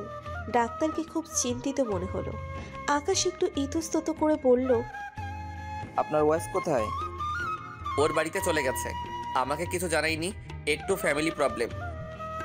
ডাক্তার বুঝতে পারলেন, বললেন, আসুন আমার সাথে। তারপর প্যাথোলজিতে গিয়ে খোঁজ করলেন। গত পরশু একজন পেশেন্ট ছিলেন, কাজল নাম, একটু সার্চ করে দেখবেন। স্যার ফোন নাম্বারটা বলুন। আকাশের ফোন নাম্বার দেবার আগে আমার নিজের নাম্বার দিয়েছিলাম, তাই আকাশ আমার নাম্বারটা দিল। জি স্যার, উনি 2 মাস আগেও এই টেস্টগুলো করিয়েছিলেন ডাক্তার আলতাফ নবীর প্রেসক্রাইবডে। ডাক্তার আলতাফ নবী, একটা কপি দিন প্লিজ, ইটস আর্জেন্ট। কপি দিলেন তারা। হাসপাতালের সব রেকর্ড করে রাখা হয়। সব রোগীর রিপোর্ট 1 বছর পর্যন্ত সংরক্ষণ করা হয়, পরের বছর নতুন করে আবার করা হয়। ধন্যবাদ। ডাক্তারের মুখ আরো গম্ভীর হয়ে গেল। আকাশ সাহেব, একটু কষ্ট করে আমার সাথে আসুন। আপনার সাথে দীর্ঘদিনের পরিচয় আমার, তাই ব্যক্তিগত পরিচয় থেকে আপনার জন্য খোঁজ নিচ্ছি। আসুন, ডাক্তার আলতাফ নবীর সাথে দেখা করতে হবে। উনি একজন নিউরোলজিস্ট। নিউরোলজিস্ট? কিন্তু ডাক্তার। প্লিজ আসুন আমার সাথে। আকাশ ডাক্তারের সাথে ডাক্তার আলতাফ নবীর চেম্বারে যায়। স্যার, এই রিপোর্টগুলো দেখেন, কাজল নামের একটা মেয়ের। 2 মাস আগে আপনি এই টেস্টগুলো করিয়েছিলেন। ডাক্তার আলতাফ নবী রিপোর্টগুলো হাতে নিয়ে বললেন, হ্যাঁ আমি করিয়েছিলাম। আমার মনে আছে মেয়েটার কথা। কেন জানেন, মেয়েটা বলেছিল ওর কেউ নেই, তাই রিপোর্টগুলো ওর হাতেই দিতে হলো। মেয়েটা রিপোর্ট হাতে অনেক সময় এখানে বসেছিল, তারপর সেই যে গেছে আর আসেনি। আমার প্রায়ই মনে হয় মেয়েটার কথা, খুব খারাপ লাগে। আকাশ কিছুই বুঝতে পারছে না, কি বলছে এসব ডাক্তার। ডক্টর কি হয়েছে বলুন আমাকে, রিপোর্ট কি আছে? আপনি কে? মেয়েটার পরিচিত কেউ? স্যার, উনি আকাশ চৌধুরী, মেয়েটার হাজব্যান্ড। হাজব্যান্ড? কিন্তু মেয়েটা যে বলল। I C. ডক্টর প্লিজ বলুন কি হয়েছে, আমার খুব টেনশন হচ্ছে, প্লিজ বলুন। ডাক্তার সাহেব একটু সময় চুপ থেকে বললেন, দেখুন আকাশ সাহেব, আমরা ডাক্তার, এ ধরনের কিছু বলতে আমাদেরও খারাপ লাগে, কিন্তু কি করব বলুন, আপনার নিজেকে শক্ত রাখতে হবে। প্লিজ ডক্টর বলুন কি হয়েছে। আপনার ওয়াইফের যে লক্ষণগুলো ছিল, মাথা ধরে থাকতো, কখনো খুব ব্যথা করতো, মাথা ঘুরতো, বমি বমি ভাব, হাত পা অসাড় হয়ে আসতো। এসব দেখে উনি মনে করেছিলেন প্রেগনেন্সি, তাই অন্য একজন ডাক্তার দেখান। ওই ডাক্তার সব শুনে সাথে সাথে আমার কাছে রেফার করেন। আমি সব টেস্ট করিয়েছি, এইসব লক্ষণ, তারপর চোখে ঝাপসা দেখা, সব কিছুই আসলে প্রেগনেন্সির জন্য নয়। ডাক্তার আরও একটু সময় নিয়ে বললেন, আপনার ওয়াইফের ব্রেন টিউমার, দীর্ঘদিন ধরে সমস্যাগুলো হয়ে আছে, কিন্তু উনি পাত্তা দেননি। আকাশের পায়ের নিচ থেকে মনে হচ্ছে মাটি সরে গেছে। ডাক্তারের চেম্বারের কান্না শুরু করে। প্লিজ নিজেকে শক্ত রাখুন, আপনি ভেঙে পড়লে আপনার স্ত্রীকে কে সান্ত্বনা দিবে? আকাশ সাহেব, আপনি যখন ওনাকে নিয়ে এসেছিলেন তখন আমারও এমন সন্দেহ হয়েছিল, তাই এতগুলো টেস্ট করিয়েছি, আর তাই স্যারের কাছে নিয়ে এলাম। আকাশ কান্না ভিজা কণ্ঠে বলল, স্যার আমি তাকে কি সান্ত্বনা দিব? সে গত 2 মাস এই খবর গোপন রেখেছে, কাউকে বোঝাতেও দেয়নি। আকাশ ব্রেইন ও স্পাইনাল সার্জন ডাক্তার আলতাফ নবীর সাথে কথা বলে বেরিয়ে আসে। সবাই কেন তাকে ছেড়ে চলে যায়? আকাশের হাত পা জমে আসছে, কিচ্ছু ভাবতে পারছে না আর। এমন সময় সাইফের ফোন আসে। আকাশ ভাই। সাইফ বলো। ভেজা গলায় বলল আকাশ। আপুর অবস্থা খুব খারাপ। কি হয়েছে কাজলের? কাজল এখন কোথায়? আপু আমাকে ফোন করে ওকে নিয়ে যেতে বলে। ও রাস্তায় ছিল, বাসায় নিয়ে যাওয়ার পর থেকেই বমি হয়েছে কয়েকবার, তারপর অজ্ঞান হয়ে গেছে। আমি হাসপাতালে নিয়ে আসছি, আপনি তাড়াতাড়ি আসুন। কোন হাসপাতাল? সাইফ হাসপাতালের নাম বলে ফোন রেখে দেয়। এক মুহূর্ত দেরি না করে হাসপাতালে ছুটে আসে আকাশ। এসে ডাক্তারের সাথে কথা বলে সবচেয়ে ভালো হাসপাতালে এমার্জেন্সি ট্রান্সফার করাই। আমার জ্ঞান ফিরেছে, হাসপাতালে আছি বুঝতে দেরি হয়নি। একটু পর সাইফ আসলো, ওর চোখ দুটো দিয়ে পানি ঝরছে, বারবার চোখের পানি মুছে। কি রে, কাঁদছিস কেন? আমি এখন ভালো আছি, কান্না করার কি হলো? আপু তুমি এমন কেন? সারা জীবন অন্যের কথা ভেবেই গেলে। কি হয়েছে তোর? কিছু হয়নি আমার। সাইফ বেরিয়ে যায় কেবিন থেকে। পৃথিবীতে এত নিষ্ঠুর কেন? কেন প্রিয়জনদের ছেড়ে এভাবে চলে যেতে হয়? আমার শরীর যখন খারাপ ছিল ভেবেছিলাম আমি কনসিভ করেছি, কিন্তু যখন রিপোর্ট হাতে পাই আমার পায়ের নিচের মাটি সরে গেছে। ডাক্তারের চেম্বারে অনেক সময় ধরে বসেছিলাম। আমার বুঝি এটাই বাকি ছিল? আমি জানি আকাশ আমাকে কতটা ভালোবাসে, আমাকে আঁকড়ে বাঁচতে চেয়েছে, কিন্তু আমার কিচ্ছু করার ছিল না। শুধু শুধু ওকে আর কষ্ট দিতে চাই না, এভাবে চলে এসেছি। আসলে কি করা উচিত আমি বুঝতে পারছিলাম না। আমার কাছে কোনো যুক্তি কাজ করছে না। রিপোর্টের কথা কাকে বলতাম? মামার বাসায় বলে ওনাদের কষ্ট দিতে চাইনি। আর আকাশ এত কষ্ট পুষে আছে, কি করে নিজের কথা বলে ওর কষ্ট বাড়িয়ে দিই? আমি ভাবতাম আমার কষ্ট আকাশ বুঝছে না, কিন্তু তার মনে এই পাহাড় বয়ে বেড়াচ্ছে কে জানতো? তাই চাইলে রিপোর্ট ওর হাতে পড়ুন। কিন্তু এখন যদি এখানে টেস্ট করাই তবে সবাই জেনে যাবে। এমন সময় আকাশ কেবিনে ঢোকে। ওকে দেখে আমি অবাক হইনি, নিশ্চয়ই সাইফ খবর দিয়েছে। আকাশের লাল চোখ দুটো ফুলে গেছে, আস্তে আস্তে আমার কাছে এসে বসলো।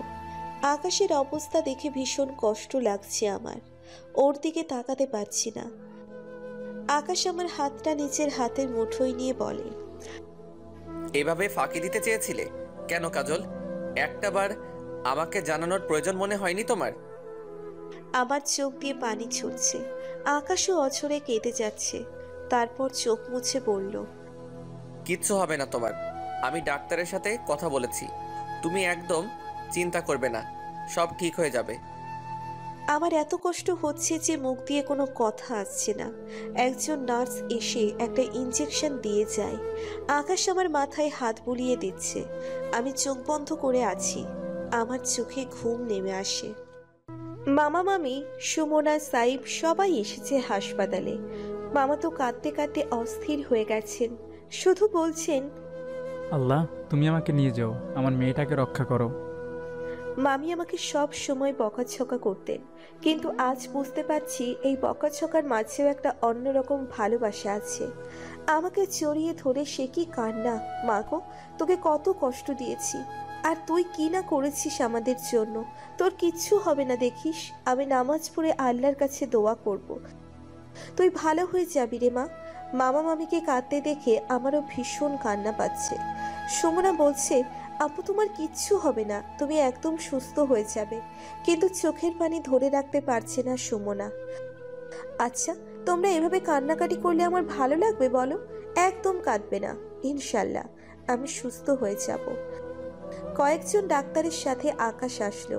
এত লোক কেবিনে অ্যালাউ করা হয় না, তবুও মামা মামিদের আমার অনুরোধে অ্যালাউ করেছে, কিন্তু আর বেশি সময় থাকতে দিলেন না।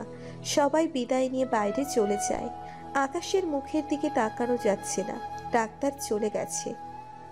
আকাশ আমার কাছে বসে আছে, কোনো কথা বলছে না। আকাশ, খুব টেনশন হচ্ছে। আমি সুস্থ হয়ে যাব, চিন্তা করবেন না। আকাশ আমার দিকে তাকিয়ে মৃদু হাসার চেষ্টা করলো, কিন্তু আমি ঝাপসা চোখেও স্পষ্ট দেখতে পেলাম চোখ দুটি জলে ভরে আছে। আকাশ আমার হাত ধরে বসে আছে। সারাক্ষণ আকাশ আমার কাছে কাছে থাকছে। রাতে আকাশ সুমনা থাকে এখানে, সাইফ সকালে আসে, সেই রাত পর্যন্ত থাকে। 2 দিন হয়ে গেছে, এর মধ্যে শোভা এসেছিল 2 বার। মেয়েটা কান্নার জন্য কোনো কথা বলতে পারেনি। আকাশ সাইফ সব দৌড়োদৌড়ি করছে, এই ওষুধ এটা সেটা আনতে। আমাকে নিয়ে যাচ্ছে বিভিন্ন টেস্ট করাতে। আকাশ ডাক্তারের সাথে কথা বলতে গেল। আকাশ সাহেব, সব রিপোর্ট আমরা হাতে পেয়ে বোর্ড মিটিং করেছি। আপনি ওনাকে দেশের বাইরে নিতে চাচ্ছেন, ঠিক আছে, কিন্তু আমরা অ্যালাউ করছি না। রুগীর অবস্থা দেখে ওনাকে নিয়ে যাওয়াও এখন রিস্কি। ডক্টর, আপনারা যেভাবেই হোক ওকে সুস্থ করে তুলুন, যা লাগে তাই ব্যবস্থা করুন। আপনারা বললে এক্ষুনি দেশের বাইরে নিয়ে যেতে আমি প্রস্তুত। প্লিজ নিয়ে যাবার ব্যবস্থা করুন। আপনি শান্ত হন মিস্টার আকাশ, আপনাকে রোগীর অবস্থা বুঝতে হবে। শুনুন, আমরা বোর্ড মিটিং শেষ করে আপনাকে ডেকেছি, আপনি মনোযোগ দিয়ে শুনুন। ব্রেন টিউমার 2 ধরনের হয়। এক ধরনের টিউমার এমন জায়গায় হয় যে সহজে অপারেশন করা গেলেও পরবর্তীতে রেডিওথেরাপি দিতে হয়, কারণ জীবাণু পুরোপুরি ধ্বংস হয় না। এখানে টিউমার আবারও হতে পারে, এটা ক্যান্সার পর্যন্ত হয়। আরেক ধরনের টিউমার অপারেশন করলে আবার হবার সম্ভাবনা না থাকলেও এটা এমন জায়গায় হয় যে অপারেশন করা অনেক রিস্কি। তার উপর অপারেশন পরবর্তী রক্তক্ষরণের ঝুঁকি থেকে যায়। আপনার স্ত্রীর যে টিউমার সেটা অপারেশন করলে ভালো হতে পারে, তবে এই অপারেশন করা খুবই কঠিন হলেও আমাদের দেশেই এখন এর উন্নত চিকিৎসা আছে। কিন্তু বললাম না, দেশেই হোক আর বিদেশেই হোক এই রিস্ক নিয়ে অপারেশন করতে হবে। অপারেশন ভালোভাবে শেষ হলে যদি রক্তক্ষরণ না হয় তবে উনি সুস্থ হয়ে যেতে পারেন। আপনি ওনার স্বামী, রিস্ক যদি নিতে চান আমরা অপারেশন করতে প্রস্তুত। আর আমাদের সাথে একজন বিদেশি স্পেশালিস্ট আছেন, উনি একটা সেমিনার উপলক্ষে এসেছেন।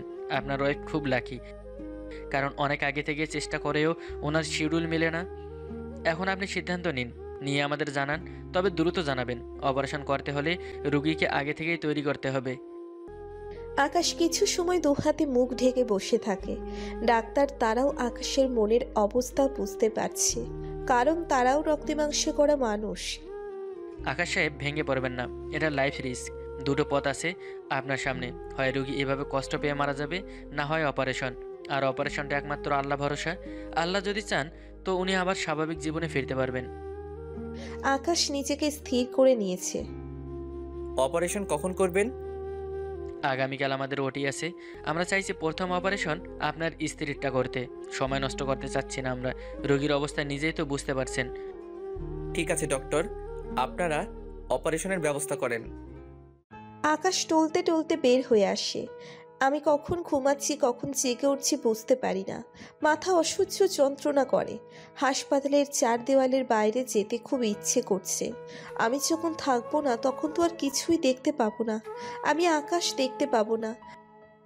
আকাশের বাড়িতে পাশাপাশি 2টি শিউলি ফুলের গাছ আছে। যখন গাছে ফুল ফুটতো আমি প্রতিদিন সকালে গাছের নিচে যেতাম।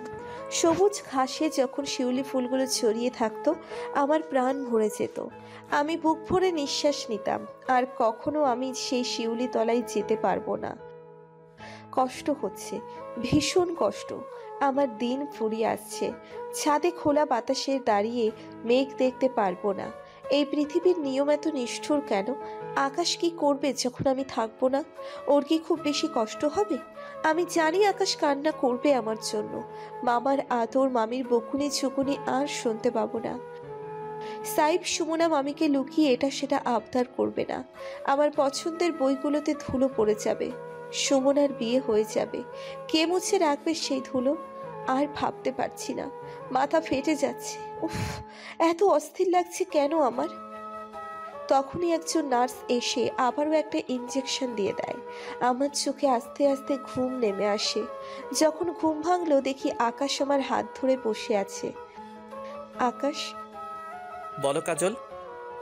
আপনি সারাক্ষণ এখানে পড়ে আছেন, ঠিকমতো খাওয়া দাওয়া কিছুই করছেন না। আমি সব করছি, তুমি এসব নিয়ে চিন্তা করো না। আকাশ আমার মাথায় হাত বুলিয়ে দিচ্ছে। আমি মৃদু হেসে বললাম, আমি জানি আপনি নাওয়া খাওয়া ফেলে এখানে পড়ে আছেন। আচ্ছা, ডাক্তার কি বলেছে? আর কতদিন সময় আছে আমার? 1 মাস, না 1 সপ্তাহ, নাকি আরো কম? চুপ, কী সব বলছো তুমি? একদম এসব বাজে কথা বলবা না। আকাশ, আপনি এই গানটা শুনেছেন? যখন পড়বে না মোর পায়ের চিহ্ন এই বাটে। গানটা বোধহয় আমার মতো যাদের সময় ফুরিয়ে যায় তাদের জন্য লেখা হয়েছে। দেখুন, আমার সব লেনা দেনা চুকিয়ে যাচ্ছি। আকাশ আমার গালে হাত রেখে বলল, কোথাও যাচ্ছ না তুমি, সব লেনাদেনা বাকি আছে, সব বাকি আছে। আকাশ কাঁদছে, শব্দ যাতে না হয় অনেক কষ্টে চেপে রাখছে কান্না, কিন্তু চোখ ভেসে যাচ্ছে। আকাশ কেবিন থেকে বেরিয়ে যায়। আকাশ কাঁদছে। কাঁদুক, কান্না চেপে রাখতে নেই, ভেতরটা চৌচির হয়ে যাবে। আকাশ বাইরে বেরিয়ে পাগলের মতো কাঁদছে। আমি চোখ বন্ধ করে বুঝতে চেষ্টা করছি। তীব্র যন্ত্রণা হচ্ছে মাথায়। আমি সহ্য করার চেষ্টা করছি। অনেকটা সময় কেটে যায়। আমার চোখে ভাসছে সেই যে নদীর পার, যেখানে আমি রোজ বিকালে বসে থাকতাম, যে নদীর পানিতে পা ডুবিয়ে দিতাম। আকাশের হাতের স্পর্শ পেলাম, কিন্তু চোখ খুললাম না। আমার কষ্ট হয় চোখ খুলে রাখতে। জানেন, আমাদের বাড়ির পাশে একটা বড় নদী ছিল। খুব ইচ্ছে করতো প্রতিদিন একটাবার সাঁতার কেটে নদী পার হয়ে ওপারে যাই, কিন্তু আমি যে সাঁতার জানি না। বাবার কড়া নিষেধ ছিল যাতে পানিতে না নামি, আর আমি সাঁতার জানি না, তাই পানিতে নামতে ভয় লাগতো। প্রতিদিন নদীর পানিতে পা ভিজিয়ে বসে বসে দেখতাম।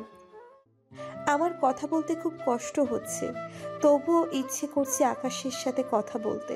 হয়তো আর কখনো সুযোগ পাবো না, কিন্তু যা বলতে চাইছি সে কথাটাই বলা হচ্ছে না। সুমনা ফুপিয়ে ফুপিয়ে কাঁদছে, আমি শুনতে পাচ্ছি, কিন্তু কিচ্ছু বলিনি ওকে। কাঁদুক। আকাশ আমার হাতটা ধরে বসে আছে। পাগল লোক একটা, যতক্ষণ আমার কাছে থাকে আমার হাত ধরে বসে থাকে, যেন হাতটা ছাড়লেই আমি অতল গহ্বরে তলিয়ে যাব। আসলেই তলিয়ে যাচ্ছি একটু একটু করে। দিন ফুরিয়ে আসছে আমার। আকাশ বুঝতে পারছে আমার কথা বলতে খুব কষ্ট হচ্ছে, কথা জড়িয়ে আসছে মুখে। তুমি কথা বলো না, চুপ করে শুয়ে থাকো। আমি তোমার পাশে বসে আছি, তুমি ঘুমাতে চেষ্টা করো। আমি চেষ্টা করছি ঘুমাতে, কিন্তু ভীষণ যন্ত্রণা করছে মাথায়। এদিকে ঔষধ খাওয়ানোর সময় হয়েছে। নার্স এসে ঔষধ দিল। আকাশ আমাকে ঔষধ খাইয়ে দেয়, আর কথা বলতে পারছি না, কথা জড়িয়ে যাচ্ছে মুখে, তাই চুপ করে আছি। কখন যেন ঘুমিয়ে পড়লাম।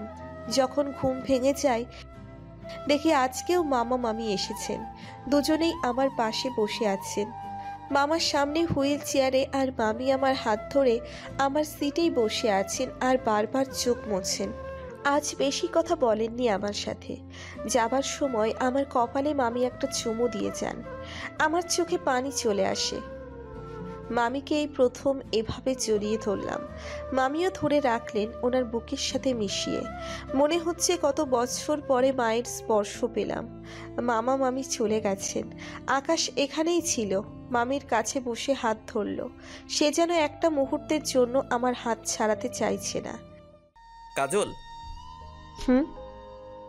কিছু সময় চুপ করে থেকে আকাশ বলল, কাল সকালে তোমার অপারেশন। আমার অজান্তেই একটা দীর্ঘশ্বাস বাতাসে মিলিয়ে যায়। আরও দু একটা কি সময় পেতাম না আকাশ? অপারেশন করে কি হবে? করলে তো সেই সময়টুকুও পাবো না। অপারেশন করলে তুমি ভালো হয়ে যাবে। আকাশের কথা শুনে মৃদু হেসে বললাম, আর যদি? বাক্যটা সম্পূর্ণ করলাম না। সব কিছু তো পূর্ণতা পাই না, অনেক কিছুই অসম্পূর্ণ থেকে যায়। এই বাক্যটাও অসম্পূর্ণই থাকুক। আহা জীবন, এ যেন কচু পাতায় টলমলো করা পানি, একটু এদিক ওদিক হলেই ঝরে পড়বে। আকাশ আজ অনেক বেশি চুপচাপ, হয়তো ভয় পাচ্ছে ওর মুখের কথাই ওর ভয় আশঙ্কা আমার কাছে প্রকাশ হয়ে যায়, নয়তো কিছু বলার মতো খুঁজে পাচ্ছে না। দুপুর গড়িয়ে যাচ্ছে, দুপুরেই কিছু ঔষধ পাল্টে দিয়েছে। অপারেশনের জন্য প্রস্তুত করা হচ্ছে আগে থেকেই। আমার এখন যেন কোনো অনুভূতি কাজ করছে না। জানি অপারেশন টেবিলেই হয়তো আমি মারা যাব, কিন্তু এখন কেন জানি অনুভূতিগুলো কেমন অসাড় হয়ে গেছে। আকাশ সুমনাকে বলল, সুমনা তুমি বাসায় গিয়ে ফ্রেশ হয়ে আসো, সাইফ সন্ধ্যায় তোমাকে নিয়ে আসবে। আকাশের গাড়িতেই সুমনাকে বাসায় পাঠালো। এখন শুধু আকাশ আমার কাছে। আমি জানি আকাশ সুমনাকে কেন পাঠিয়েছে। আকাশ চাইছে এখনো একা কিছুটা সময় শুধু আমার কাছে থাকতে। আকাশ আমার হাতে ওর মুখ চেপে ধরে আছে। কাজল, হুম? তোমার চোখ দুটো ভীষণ সুন্দর।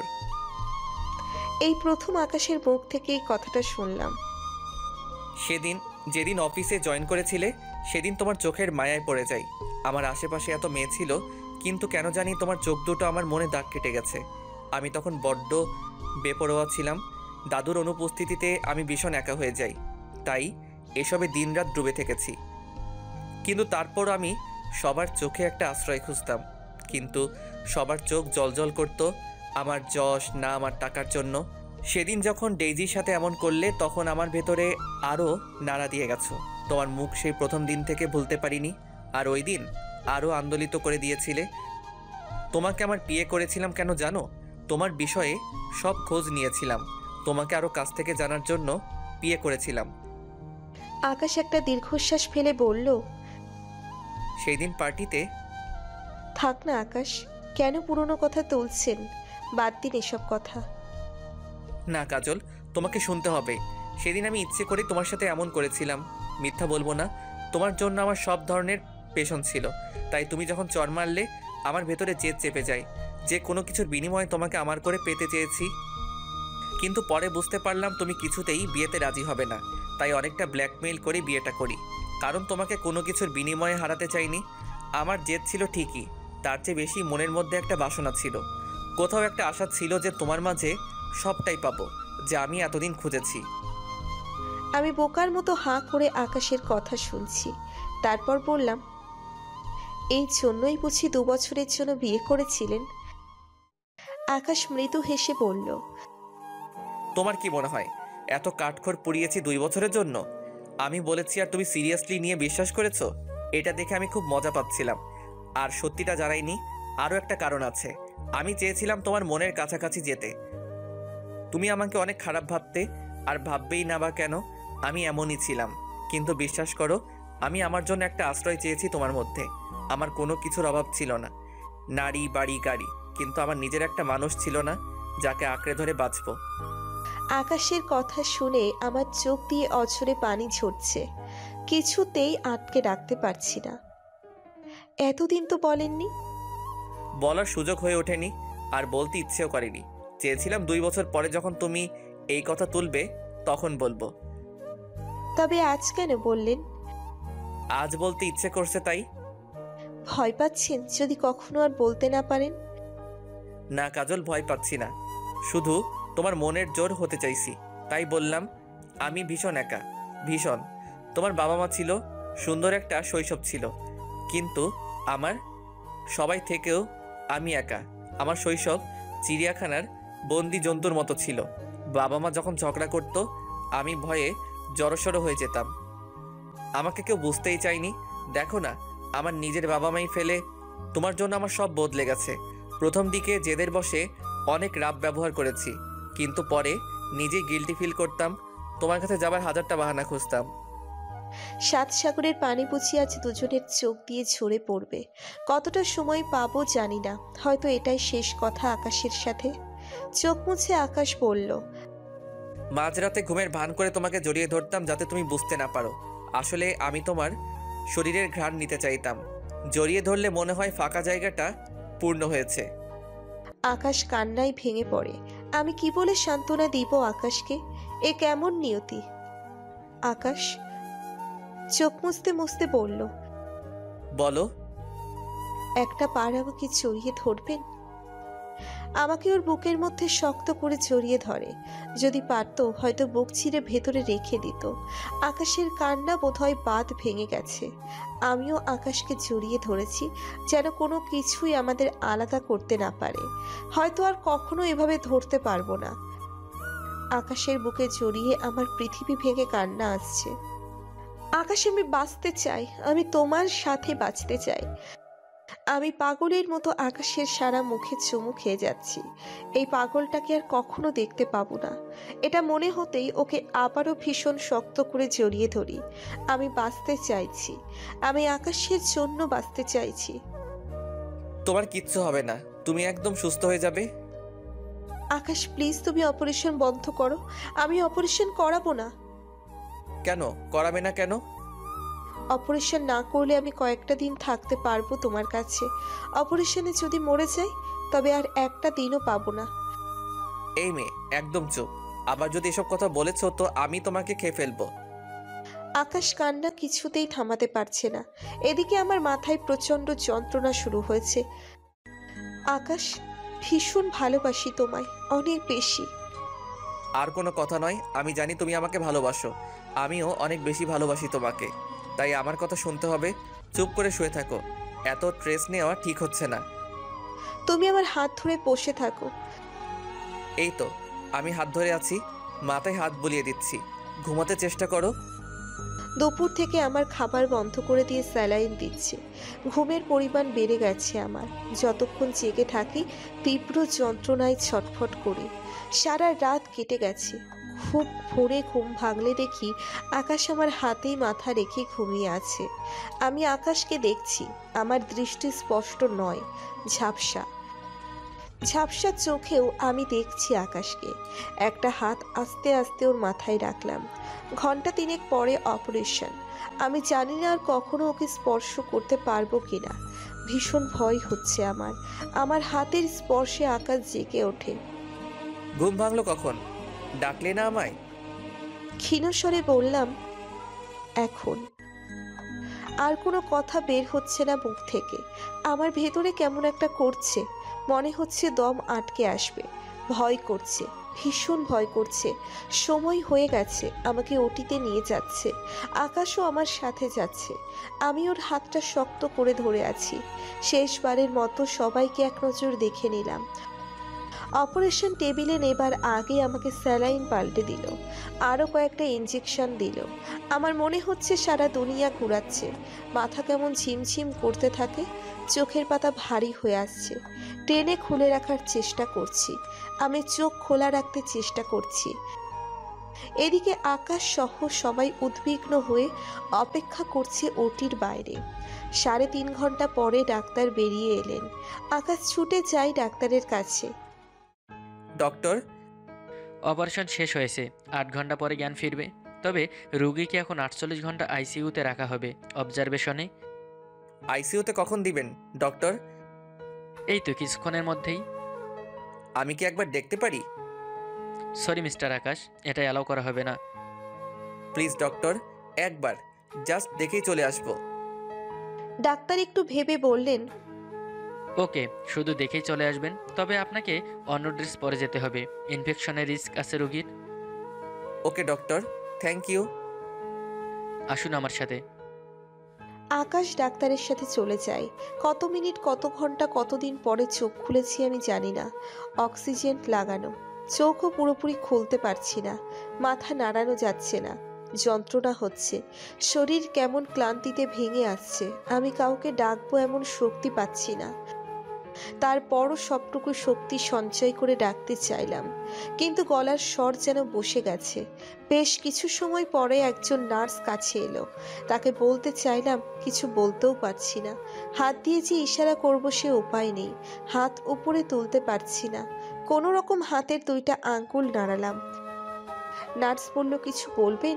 আমি ঠোঁট নেড়ে বললাম, আকাশ। কিন্তু নার্স বুঝতেই পারল না।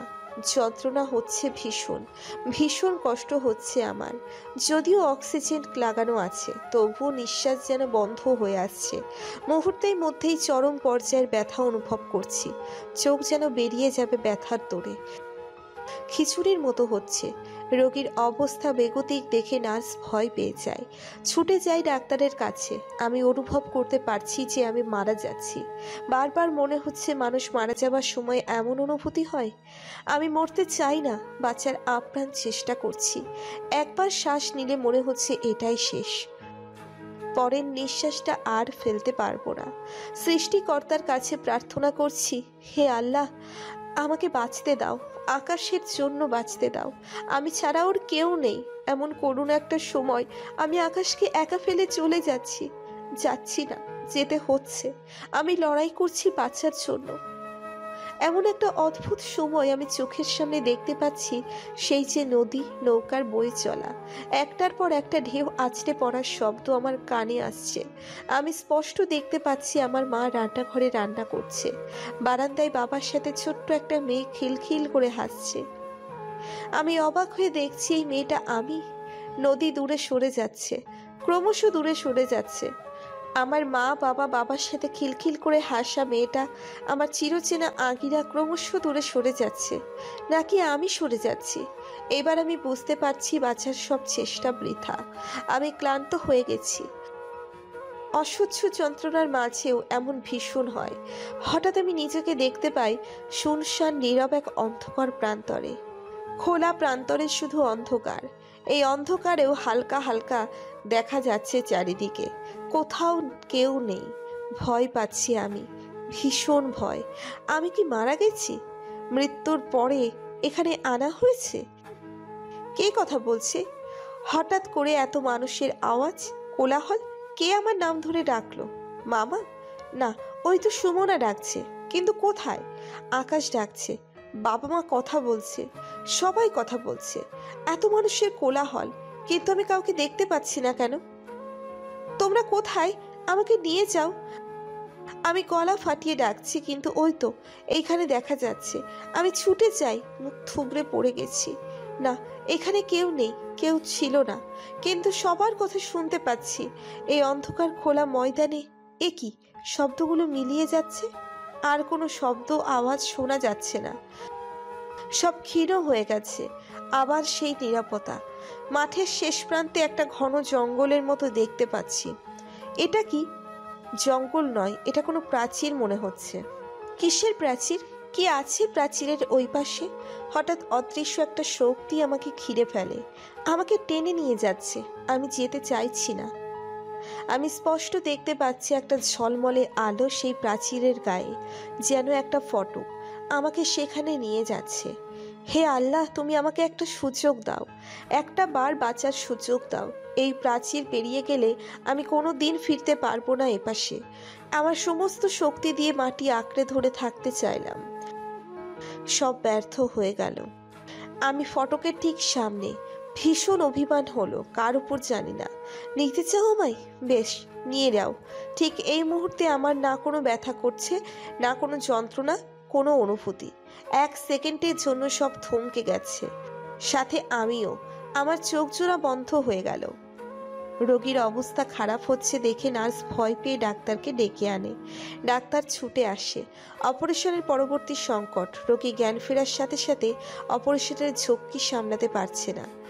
রোগীর অবস্থা কিছুতেই পেরে উঠছে না। রোগীর শ্বাসকষ্ট হচ্ছে। ডাক্তারটা ছোটাছুটি শুরু করলো। আকাশ আইসিইউ এর বাহিরে বসে আছে। ডাক্তার যেতেই দেখে, জিজ্ঞেস করেছিল কি হয়েছে, ডাক্তার কিছু বলেনি। তাড়াতাড়ি রোগীর কাছে গেলেন। পরে ডাক্তারের ছোটাছুটি দেখে আকাশ বুঝতে বাকি রইল না যে কাজলের অবস্থা ভালো নয়। ডক্টর, কি হয়েছে আমাকে বলুন। কাজল কেমন আছে? দেখুন, একটু আগেই জ্ঞান ফিরেছে। আকাশ খুশি হয়ে বলল, আমি দেখা করতে পারি? সরি, জ্ঞান ফিরেছে ঠিক, কিন্তু কিন্তু কি ডক্টর? অপারেশন পরবর্তী কিছু ঝুঁকি থেকে যায়। এই ধাক্কা সামলানো রোগীর পক্ষে কঠিন। অপারেশনের পর একটা অস্বস্তি আর অপারেশনের জায়গায় ব্যথা, এটা জ্ঞান ফেরার সাথে সাথে তীব্র হয়ে যায়। রোগীকে এটা সামলে নিতে হয়। এখন যদি এই অবস্থায় রক্তক্ষরণ হয় তবে রোগী মারাও। আমরা আবারও ঘুমের ইঞ্জেকশন আরও কিছু মেডিসিন দিয়েছি। এখন শুধু অপেক্ষা করতে হবে কখন জ্ঞান ফিরে, কারণ ওনার খুব ধকল গেছে যে এটা খুব আশঙ্কাজনক। আকাশ ধপ করে এখানেই বসে পড়ে। ডাক্তার বলল, আপনি চাইলে রোগীর পাশে অপেক্ষা করতে পারেন, তবে কান্নাকাটি বা শব্দ করলে সেটা সম্ভব হবে না। আসুন আমার সাথে। আকাশ এখন আর কাঁদছে না, একদম চুপ হয়ে গেছে। আকাশ কেমন স্তব্ধ হয়ে গেছে, চুপচাপ ডাক্তারের পিছনে গেল।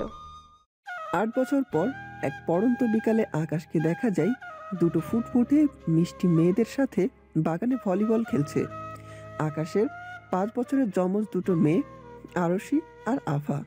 আকাশের স্ত্রী বাগানের চেয়ারে বসে ল্যাপটপে কিছু কাজ করছে, সম্ভবত কিছু লিখছে। জীবন থেমে যায় না। নানা উত্থান পতনের ওপরতে জীবন চলে জীবনের নিয়মে। তেমন সুখ দুঃখের পালা চলতেই থাকে। সময়ে অসময়ে প্রিয়জনকে হারানো অসংখ্য বা হারানোর কষ্ট কোনো কিছুর বিনিময়ে ভোলানো যায় না। এই ক্ষত সহ্য করা সত্যি ভীষণ কঠিন, কিন্তু সময় আমাদের অনেক কিছু সহ্য করার অভ্যাস হয়ে যায়। তবুও আমরা চাই না কেউ হারিয়ে যাক। জীবনচক্রে অনেক অনাকাঙ্ক্ষিত ঘটনার সম্মুখীন হতে হয়। নিয়তির বিধান মেনে নেওয়া ছাড়া কিছু করার থাকে না। প্রিয়জনকে হারানোর ভয় বড্ড বেশি হয়। তবে উপরওয়ালা যা লিখে রাখেন তা তো হবেই, তার ব্যতিক্রম নয়। আকাশ নতুন করে জীবন শুরু করেছে। স্ত্রী আর পরীর মতো দুই মেয়েকে নিয়ে বেশ সুখে দিন যাচ্ছে আকাশের।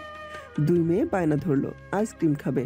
তাদের বাবাকে রাজি করানোর জন্য দুজন দুই পাশ থেকে গলা জড়িয়ে ধরে বলছে, শোনো বাবা না, তুমি তো আমাদের বেস্ট পাপা, শুধু আজকেই আইসক্রিম খাবো। প্লিজ পাপা চলো না, প্লিজ প্লিজ প্লিজ। মেয়েরা যখন কিছু বায়না করে তখন আকাশকে সোনা বাবা বলে ডাকে। আকাশ বেশ উপভোগ করে, তাই আরও কিছু সময় রাজি না হওয়ার অভিনয় করে। শেষ পর্যন্ত রাজি হয়। কিন্তু তোদের আম্মু কি রাজি হবে? তুমি রাজি করাবে? ওরে বাবা, আমি নেই। পাপা, তুমিও কি আম্মুকে ভয় পাও? বেচারা আকাশ 5 বছরের মেয়ে দুটো জেনে গেছে আকাশ চৌধুরী বউকে বড্ড ভয় পাই। মুস্কি হেসে বলে, ভয় পাবো না, দেখিস না আমরা খেললেই চেঁচামেচি করে, গোছানো সবকিছু নাকি নষ্ট করে ফেলি, আমার কানের পোকা মরে যায়। মেয়েদের কথার ভঙ্গি সুবিধার মনে হচ্ছে না। মেয়ে দুটো মুখ চেপে হাসছে। আকাশের স্ত্রী সেটা আর চোখে খেয়াল করছে।